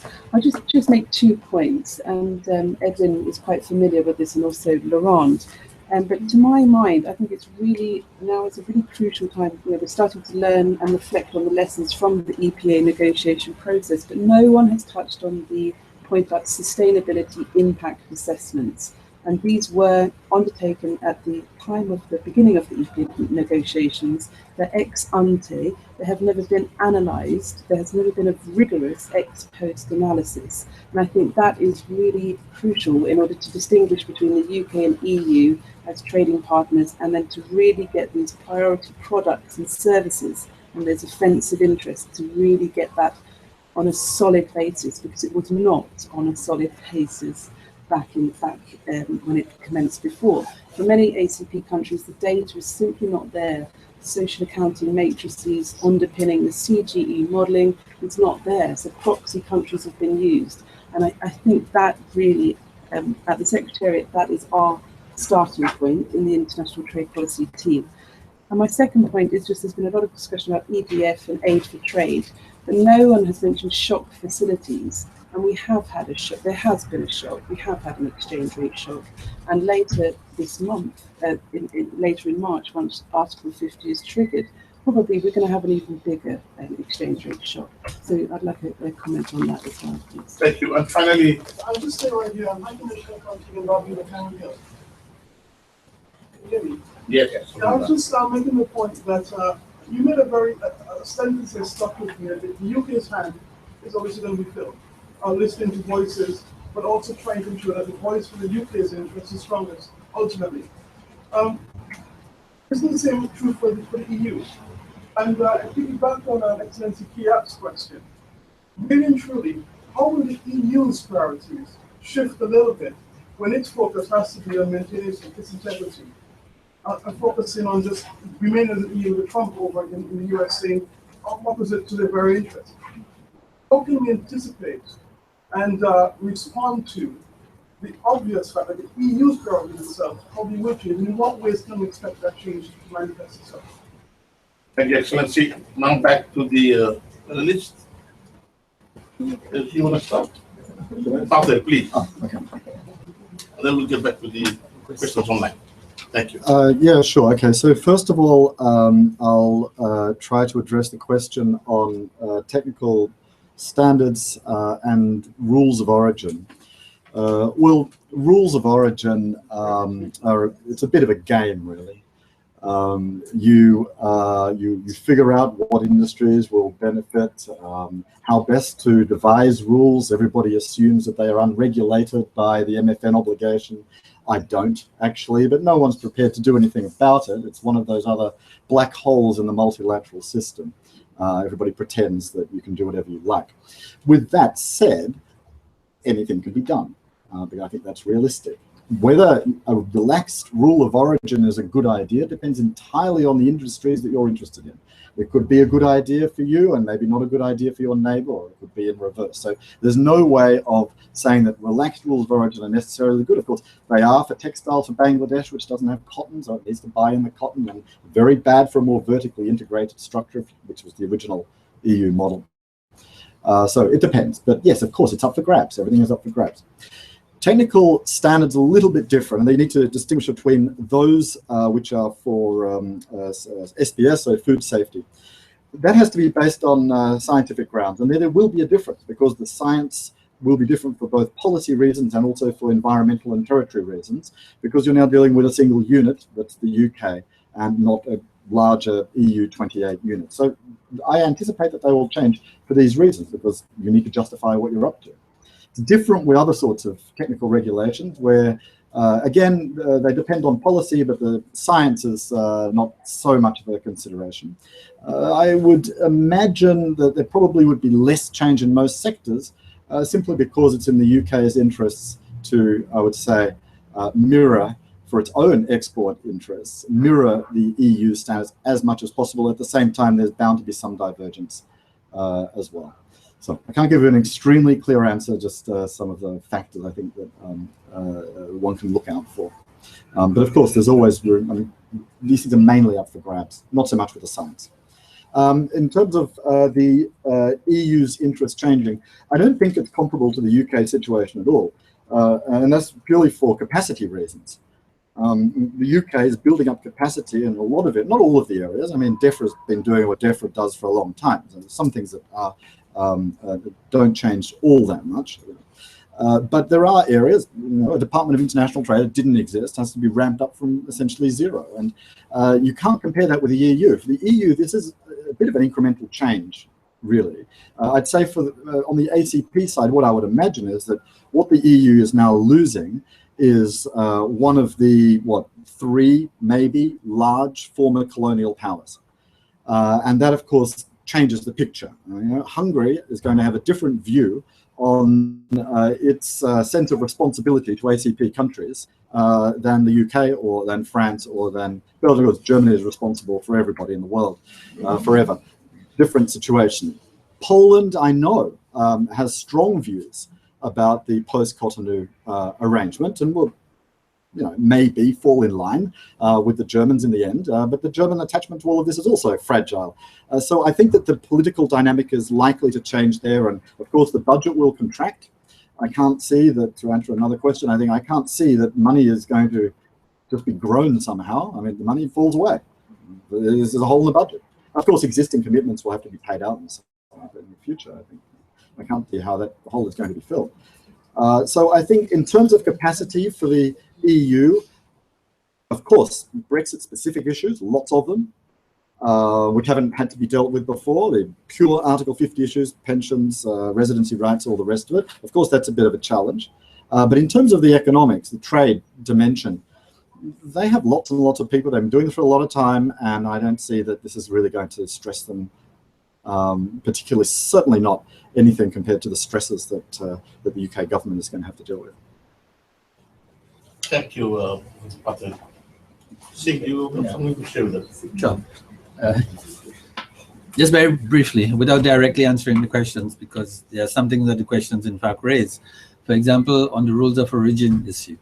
One thing it raises is that when we negotiate trade treaties, we have to keep in mind the people who actually do the trade, which are our commercial people. So if you're dealing with rules of origin, you have to talk to the people who actually make something to sell and try to find out where are they getting their raw materials, where they would like to get them from.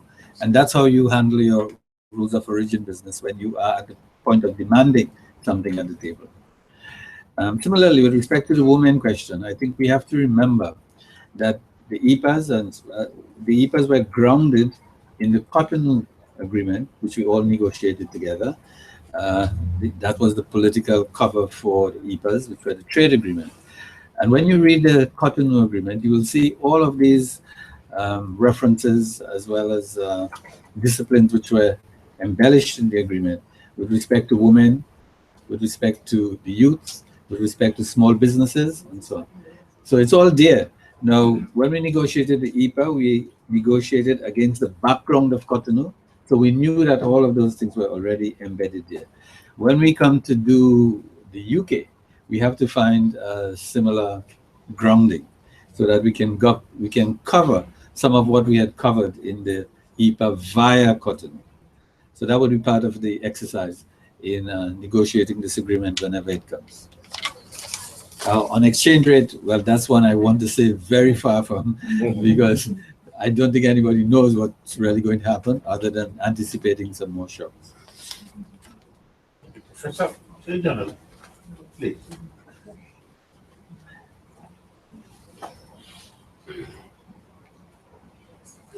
Briefly, the question of the priorities of the EU certainly changing on a was it earlier this week or last week? 2% of GDP must now go for defense. So where is that coming from? Easy to cut, less therefore for development cooperation. No, we have to be, in fact, thinking quite strategically at several levels. One, optimizing what we have now in the EDF, optimizing the access of 30 billion in this current 11 EDF and how it is used and invested. That's why the concern about the blending, linking much more with the private sector. If the private sector is going to drive, and if it's going to be small and medium enterprises, we have to do that. So we have results that are coming about that give you a platform, a leverage to go forward. But also, we are saying now, if you take account of what has come out of Addis Ababa Action Agenda on domestic resource mobilization, there's a fear that it says tax more, but already developing countries have a small tax base, but developing countries have professionals, some lawyers, for instance, maybe, and some doctors. I'm not too sure if the movement to look at domestic resource mobilization and addressing the question of how the taxes, the revenue of the country is organized doesn't need more attention. But I would link that with illicit financial flows from countries. I would link it also to being creative in terms of when we see remittances. ODA, 160, maybe 160 billion. Remittances, 400 billion. How we do that, how we mobilize, how we invest it. Cape Verde is a good example of how it is able to set up its own banking system. How do we argue the G20, engage them? Transaction costs, the financial management services, how are we dealing with those aspects? So a whole new agenda about what is called the development cooperation paradigm or development assistance has to be put on the table. And we've begun in a very small way. The middle income countries have to be faced. OECD, we begin to engage them on that, how you look at it. If not, they'll be falling back into LDC status. So it's a whole new ball game. We do have some time, but not a lot of time. We do have some time because even though the 2-year negotiation, we would expect that by law, the UK says it must contribute ODA. It will continue. So the 17% that goes out is still available under the UK, but negotiating that, is it first going to go to Bangladesh? Or where will it go? The ACP cannot remain silent in engaging on these issues from a longer term perspective, the transition period and then the longer period. Because we would think that Cotonou likely goes until 2020. And even if you say automatically 2 years later, the exit takes effect, well, I think there is respectability about continuing obligations that you signed up to in terms of access to development cooperation that can continue for some period of time. Papua New Guinea, though, is clearly a case that is saying it will see less aid. Well, we want to abolish aid. We have to abolish aid so that, in fact, development can take place. And that means why we look at our trade, looking at the regulations that are related to trade, and trade then becomes the driver. We have to reduce. That is why the structural transformation of economies is for our value chains and entering the global value chain. It's not just simple export. Who was just telling us they were in Abidjan in cocoa, the discussion today. Where's the cocoa being added? If we have the time now to move into the industrialization, we've recrafted the first pillar. First pillar in the ACP. It's not trade cooperation. It's trade, investment, services, and industrialization. You have to see that spectrum and how they interrelate to each other. That's what you put on the platform. And while we do that now for going into post-Cotonou, it gives us an opportunity for discussing with the UK and ACP post-Brexit arrangement. So in that sense, there is a lot of rethinking and also, but using some resources that are available now. If we don't make proper use of what still remains under the EDF, which is relatively sizable, then we would pay the price. So I think those along those lines are where we're trying to shift it. I thought the sustainability question has to come up and the ex post facto evaluations that are to be done. Somebody had raised that, I think, and the media. On the media, the media campaign, Mr. Roberts, yes. In a small way, we have set up what we call a federation of press clubs, but press in a wide sense. The Federation of Media Clubs, a better term, in the ACP countries. They met in Kigali. And it means spreading the stringers. It means spreading the ways in which public information is going out on it. So this is going to be part of a media campaign. And we were trying, maybe I didn't do it well enough, that this first campaign is that here, an alliance is being formed, the diaspora, the media persons, the persons who are high commissioners are going to be thinking, and they're going to get into their constituencies. Is the labor trade policy person still here? Okay, the idea maybe of a working group. Even if you don't get the working group, what is going to be done in some of those discussions? I think when the EPA process was taking place in the Caribbean, there were roundtable discussions, there were one-day seminars, a lot of activity had to be generated for over a year or two. And I think that's the same process that we must engage in now. It has a political dimension, it has the technical input, the legal input, and the thinking pieces. And that's why more and more of this now is a movement we're involved in. We're not involved in the technical discussions and so on. It's a real movement to bring about and to secure these benefits, because that is what is on the stake now. And it's very, very serious. Okay. Thank you, Secretary General. Now I invite if you can be able to share with the audience some of the questions that have been generated through the please. Thank you. So we only have 2 questions, 1 comment. Dr. Mulugeta Dami from Haramaya University in Ethiopia congratulates His Excellency Dr. Bera. The last time she heard you speak was 20 years ago. And the next question is from Sharina Powell, a trade and development consultant from Jamaica. And she comments, prior to a discussion on how a new agreement will be negotiated, it would be useful to have a better understanding of what point in the exit process current trade relations will be impacted. And she asks, is there an expected trajectory of the process and the impact on trade relations? Next question, unfortunately, I don't know who it's from, but they said they've heard in other discussion fora some developing countries expressing concern that Brexit presents a challenge of a loss of voice that the UK has provided in EU councils. Is this a shared view with the panelists? And if so, are there any thoughts within the ACP on identifying another interlocutor within the EU? And that's it. Thank you. Set of questions. Please, Professor, you wanted to kickstart the... I can say something about the trajectory, and I'll leave the politics to people who know about politics. The trajectory is that when the UK notifies that it is going to leave the EU, which is has been announced many times by number 10 is going to be in March of 2017, and reports are will be the 9th of March as the most likely date. The 2 years after this date, so let's say the 9th of March 2019, the EU treaties will cease to apply to the UK.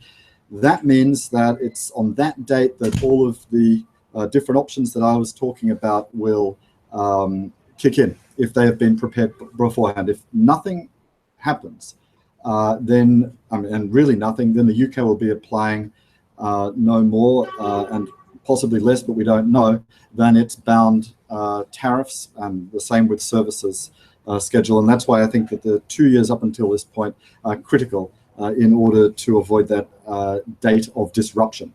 The only caveats to the 2-year period are twofold. My own view personally is I think both are unlikely. One is that all of the EU member states and the UK agree to extend this period in some way.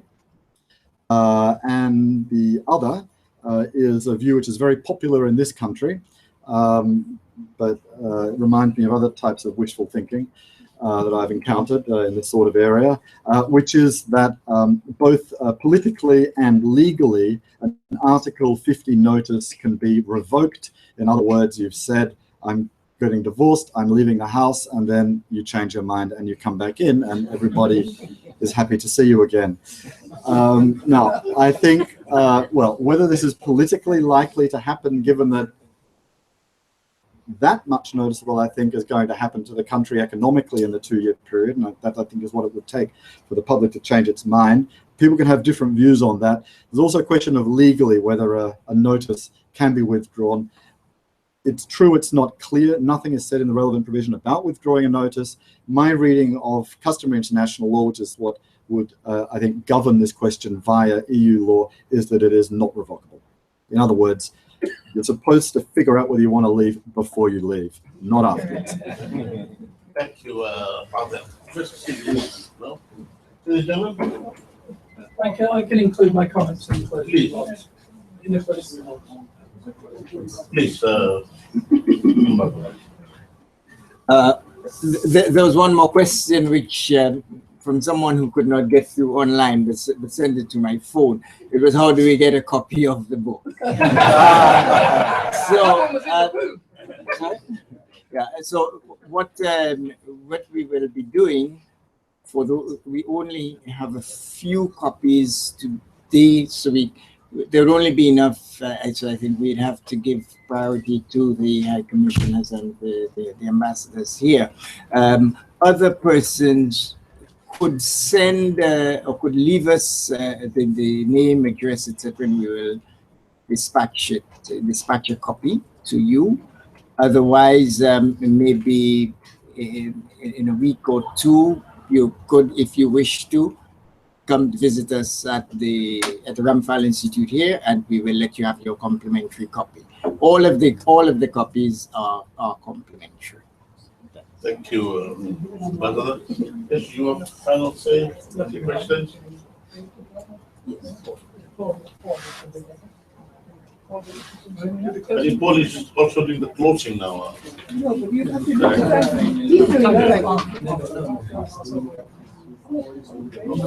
Paul is doing the way forward. Please, Dr. Kudisha. Thank you, Chair. Welcome. Well, I thoroughly enjoyed the discussions. So thank you, everybody, for turning up, first of all. I'll start, if I may, with some of those questions. The media strategy is absolutely vital. And the other aspect which was raised is we need to monitor, have a mechanism for monitoring what's actually happening in this process so that we can respond in a flexible and nuanced way. Now, I'm going to plug something because we've set up a website called epamonitoring.net, which has an important Brexit window in it, where you can get articles analysing recent developments. For example, the implications for the ACP of Theresa May's 12-point plan.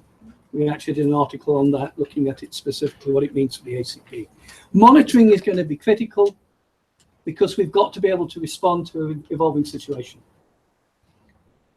Secondly, based on the monitoring to date and comments from people like Sir Simon Fraser, the former head of the UK diplomatic service, a hard Brexit appears on the cards. And a hard Brexit means that if you're sitting on your hands and waiting for the UK and the EU to sort it out for you, you're on a hiding to nothing. You've got to go proactive. I think that's something that comes from the discussion today. The default option, as Laurent pointed out, is not one you can really contemplate. You've got to be proactive.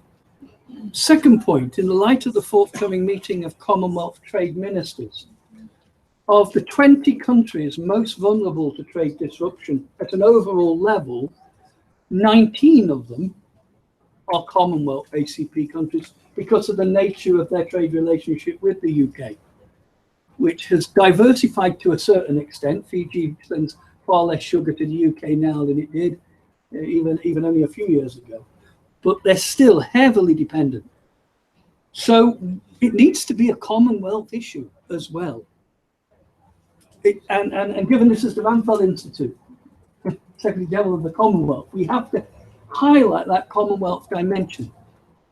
But let me reassure the Ambassador of Ethiopia that to get the attention of the UK, you have to be doing it as the ACP. Now, you have different interests as LDCs, as non-LDCs. Rolling over of the LDC issue is going to be fairly straightforward. But there will still be those other issues, those rules of origin, those SPS issues. We're working collectively in a coordinated way, because you can't get a common position on these issues because it varies from sector to sector, country to country. You have to coordinate and keep in touch with each other. And I think the broader ACP have to realize that if the Commonwealth can take a lead on this, it will help. But the ACP have to move forward as a group. I think that's quite important. Secretary General of the ACP, P.I. Gomes, he spoke about that two-stage approach. Let's be quite practical. As Lauren has pointed out, it's very difficult to set in place alternative arrangements by day one of Brexit. There will be these EPA plus elements, which will be very important, which will need to be sorted out, and which you cannot really sort out until you know the policy context in the UK. You've got to know the value of the preferential access you're talking about, which will change if they move away from the CAP, if they move towards more liberalised trade with the world. The UK government will change the balance of benefits. So you will have to assess that when you go for the long-term framework. And all of this suggests that that interim arrangement is vital. I've got to move apparently. Is vital. There has to be some kind of transitional arrangement. Now, I notice how Liz May and the NGOs have been arguing it. If that transitional period is going to be of value, it has to be for a fairly long transition. 10 years, I believe, is the one you put forward to in your lobbying documents to the UK Parliament. I think that's perfectly reasonable, because given the capacity constraints on the Department of International Trade and the multiplicity of demands that will be placed on those poor people, who will probably be old by the time they've finished the process. They will certainly look old by the time they finish the process. You've got to have a transitional arrangement for small economies which cannot get the attention they deserve. So that a transitional process is vital. The second stage process, Rob Davies spoke, Minister Davies from South Africa spoke about refitting the EPAs. He floated the idea. It's the easiest way. It won't be simple. There will be complexities in it, and it will take time. But to be honest, if you've got that transitional arrangement, that's stage one, it can take as much time as you like. To a certain extent, not in all cases, because some Caribbean economies will be concerned to maintain their competitiveness in the tourism sector by making sure there's no increase in their import costs for the goods they use to service that tourism sector. So there are complexities there, but all of these complexities means it will take time to sort out. Practical step forward. I love the comment by John Hillary. Why not have an ACP working group with DIT, bringing in 79 countries and putting your concerns right there up front? It's one practical step. The second practical step is, if we look at the white paper, the UK government talked about keeping Parliament informed. So they'll talk to Parliament about agriculture and Brexit and services and Brexit and the city and Brexit and all this stuff. But it would be very nice if they could actually have a debate, early game motion or through coordinated questioning, on that critical question of how to ensure the continuity of access for developing countries to the UK market from day one of Brexit. If we can have a parliamentary debate and discussion on that, we can actually ask some serious questions of the International Trade Secretary. And we can clarify and put on the public record just how important this issue is. These are practical steps.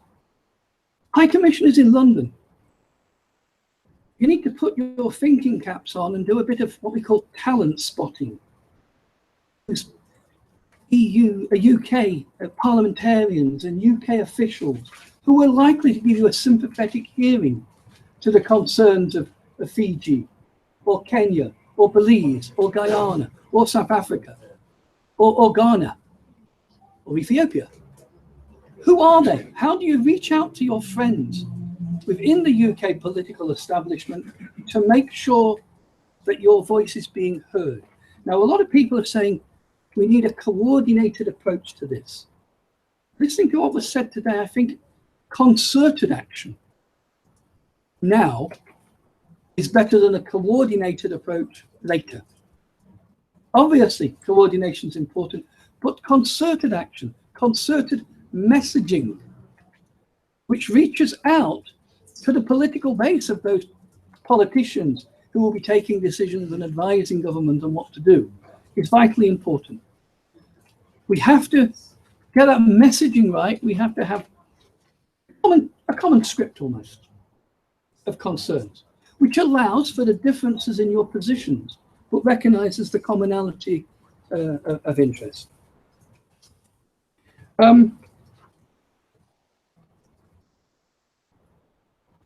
There's quite an important issue as well. Hard Brexit, the complexities, the hard politics on both sides in the UK, EU 27, means that the capacity for it all to turn out very badly is immense. So you've got to try and make sure that that ACP voice over concerns that you have is heard independently in the UK of what is happening within the UK EU 27 process. You've got to make sure it's heard. That's why I welcome so strongly John's suggestion of a working group. You've got to make sure that voice is heard and it doesn't get submerged in the broader issues. All of these issues, by the way, have important EU 27 dimensions as well, because in modern supply chains, we actually have, I believe, Liz at Tradecraft, you mentioned the fact that you import cocoa, you process it in Germany and you export it to the UK. Belize exports its fair trade sugar to the UK and it serves the fair trade market across the whole of the EU 27. How do you make sure these supply chains are not disrupted? These are the kind of technical, political issues you're going to need to be raising here in London and in Brussels, because we're going to have to make sure that there's some form of cooperation, customs cooperation agreement, which means you can retain your duty-free access to the UK market, even if it comes through and via the UK, the EU market, even if it comes via the UK. I think I'll leave the trade issues there for the moment and think about the development cooperation dimension. We have common interests on the trade side. The interests are less common on the development assistance side. If we look at the trends in a hard-headed way, you have a situation where everybody wants to focus on the poorest and fragile states. That means if you're not poor, you're not fragile, you may well be out in the cold in terms of development assistance financing. That is a very important point here. There are poor people in middle-income countries. There are some very poor people in middle-income countries, and there are more of them in many of these middle-income countries, and they are getting poorer. So because poor people happen to live in a middle-income country, doesn't mean that the EU and the UK should turn their back on the poor in middle-income countries. It means they have to rethink how they address the needs of the poor in middle-income countries. And middle-income countries in the ACP, whether they're dialoguing with the EU or the UK, need to think about how they're going to make that case in order to make sure some level of grant financing is in place to meet the poorest and most disadvantaged, whether it's at the social level or economic participation of women or whatever. You're going to need to coordinate a position and approach on that. I think one of the easiest things to try and secure from the UK will be continuity of financing until the end of its obligations. Now, some people will say the EDF lapses in 2020. That's not the case. Implementation will go on for a number of years afterwards, and the drawdown of financial commitments from the UK authorities will go on beyond 2020. So the first thing the UK has to do is make clear commitments on that. And then you have to get the politics right of your engagement with the UK in how you try and ring fence that 17% so that it stays within the family of the ACP. That's a critical political challenge. It's more severe for some regions, the Caribbean, than it is for others. But it's something you have to try and get to grips with. Finally, the political dimension. The absence of the UK from, as it's already mentioned, the absence of the UK from the EU 28 discussions will change the balance of those discussions. And ACP governments need to start thinking about how they're going to reach out to make new friends in the EU. And that's a hell of a political challenge. And you will have to do that often with regard to particular issues. For example, we hear about Poland. Poland's got major developing export interests in Africa, in their agro-food sector. Some of the largest expansion in the Polish poultry sector is being driven by markets in Africa. They need Africa, but they don't associate it with needing the ACP. So we have to start a new form of dialogue with them about how and why they need the ACP. Some ACP countries at a political level have concerns about the territorial aggrandizement ambitions of larger neighbors. I won't mention them by names, but they are there. Some small ACP countries feel vulnerable to the territorial ambitions of some of their neighbors. You have an awful lot in common with Estonia, Latvia, Lithuania, and some other EU member states. And actually having a discussion with them about, in the modern world, how small countries can ensure their long-term security and integrity is a common concern for some ACP members and EU members. I'm using that as examples of how you need to try and build new kinds of political discussion. Finally, and this is my final remark, we have to organize.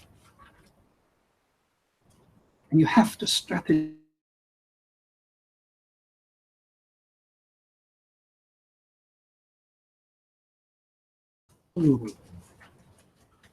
Are you talking to each other, whether you're in the Caribbean, Pacific, or Africa, to try and make sure in London you're developing a common vision of the nature of the challenges faced and the way forward?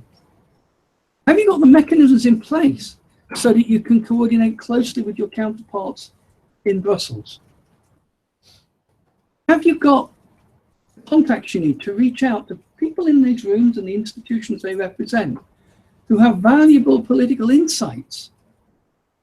What's going on in the debates within the UK, or have valuable legal insights, or technical insights, or sectoral insights about the benefits the issues which need to be addressed and how to address them? How do you build up that network of allies and mobilize them effectively?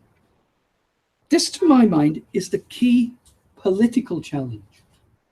Organization, identification of strategy, identification of allies, identifications of the way forward, and it's urgent. Because trading in 2019, you're going to make the production, investment, marketing decisions towards the end of 2017 and beginning of 2018. And the more uncertainty there is, the more difficult it will be for you to ensure that your interests with the UK are protected.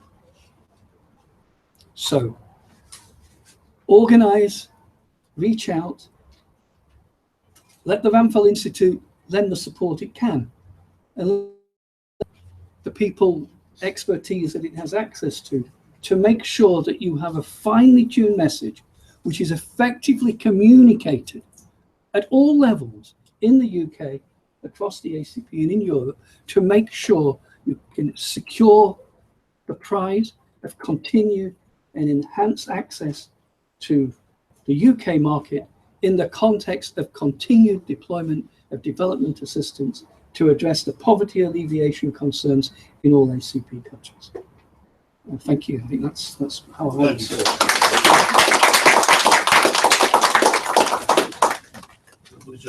Congratulations, you've actually provided an excellent summary of the issues raised this afternoon. I once again wanted to thank you most profoundly for the effort you've taken to share the expertise and the knowledge with us.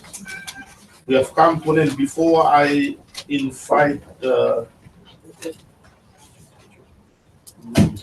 Richard Boone to the final closing of this session. On my part, I simply wanted to extend my gratitude to Mr. Martin Professor Singh, of course, A.G. Gomes, my colleague the ambassador of Ethiopia, Dr. Gurishan, and of course, the director of the Institute and the Chaleti.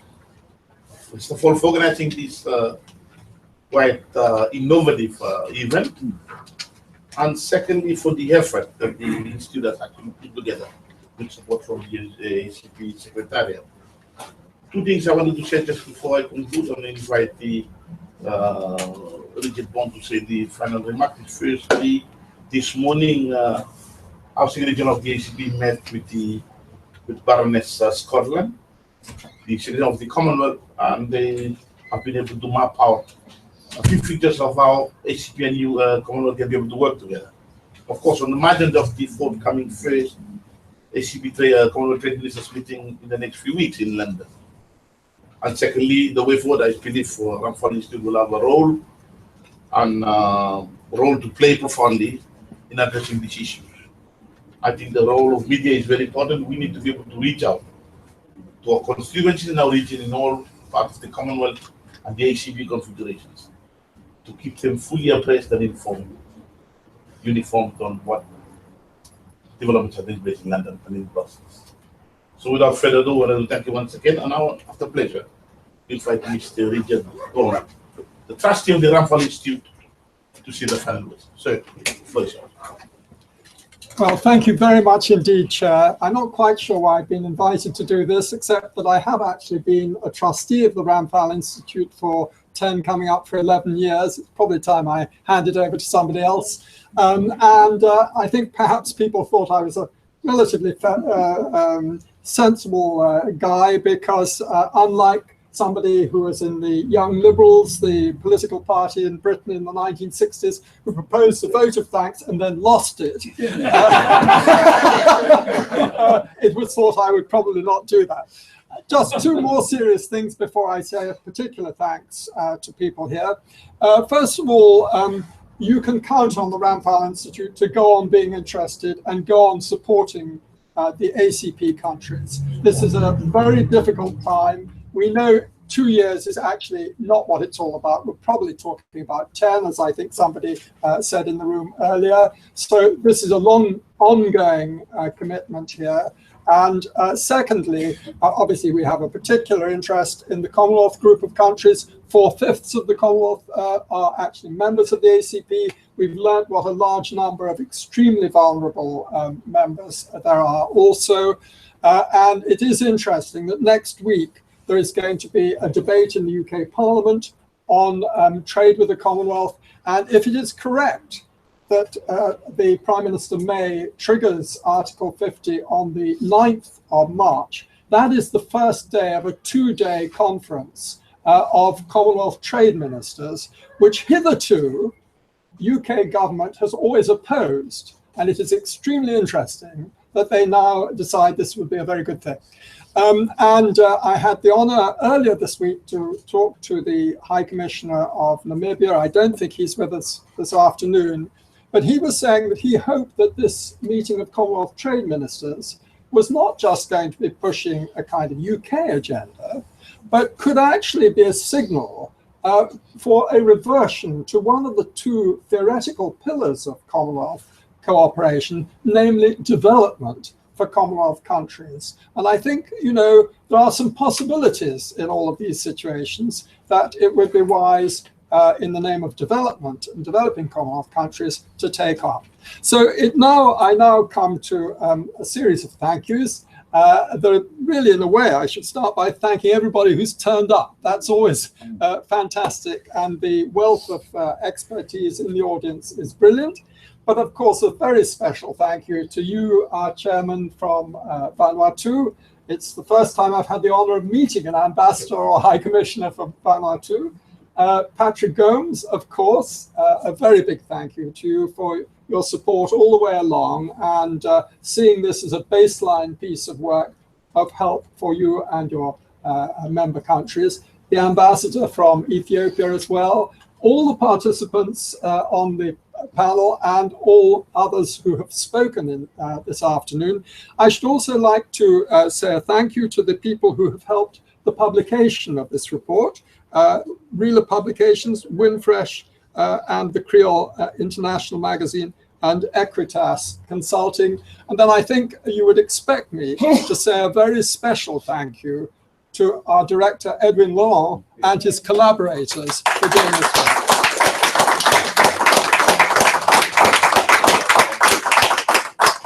So, Chair, I think I've done my duty, and I didn't lose the vote of thanks. Thank you. The event is now closed. Thank you very much. Thank you. Congratulations. It's an honor to meet you.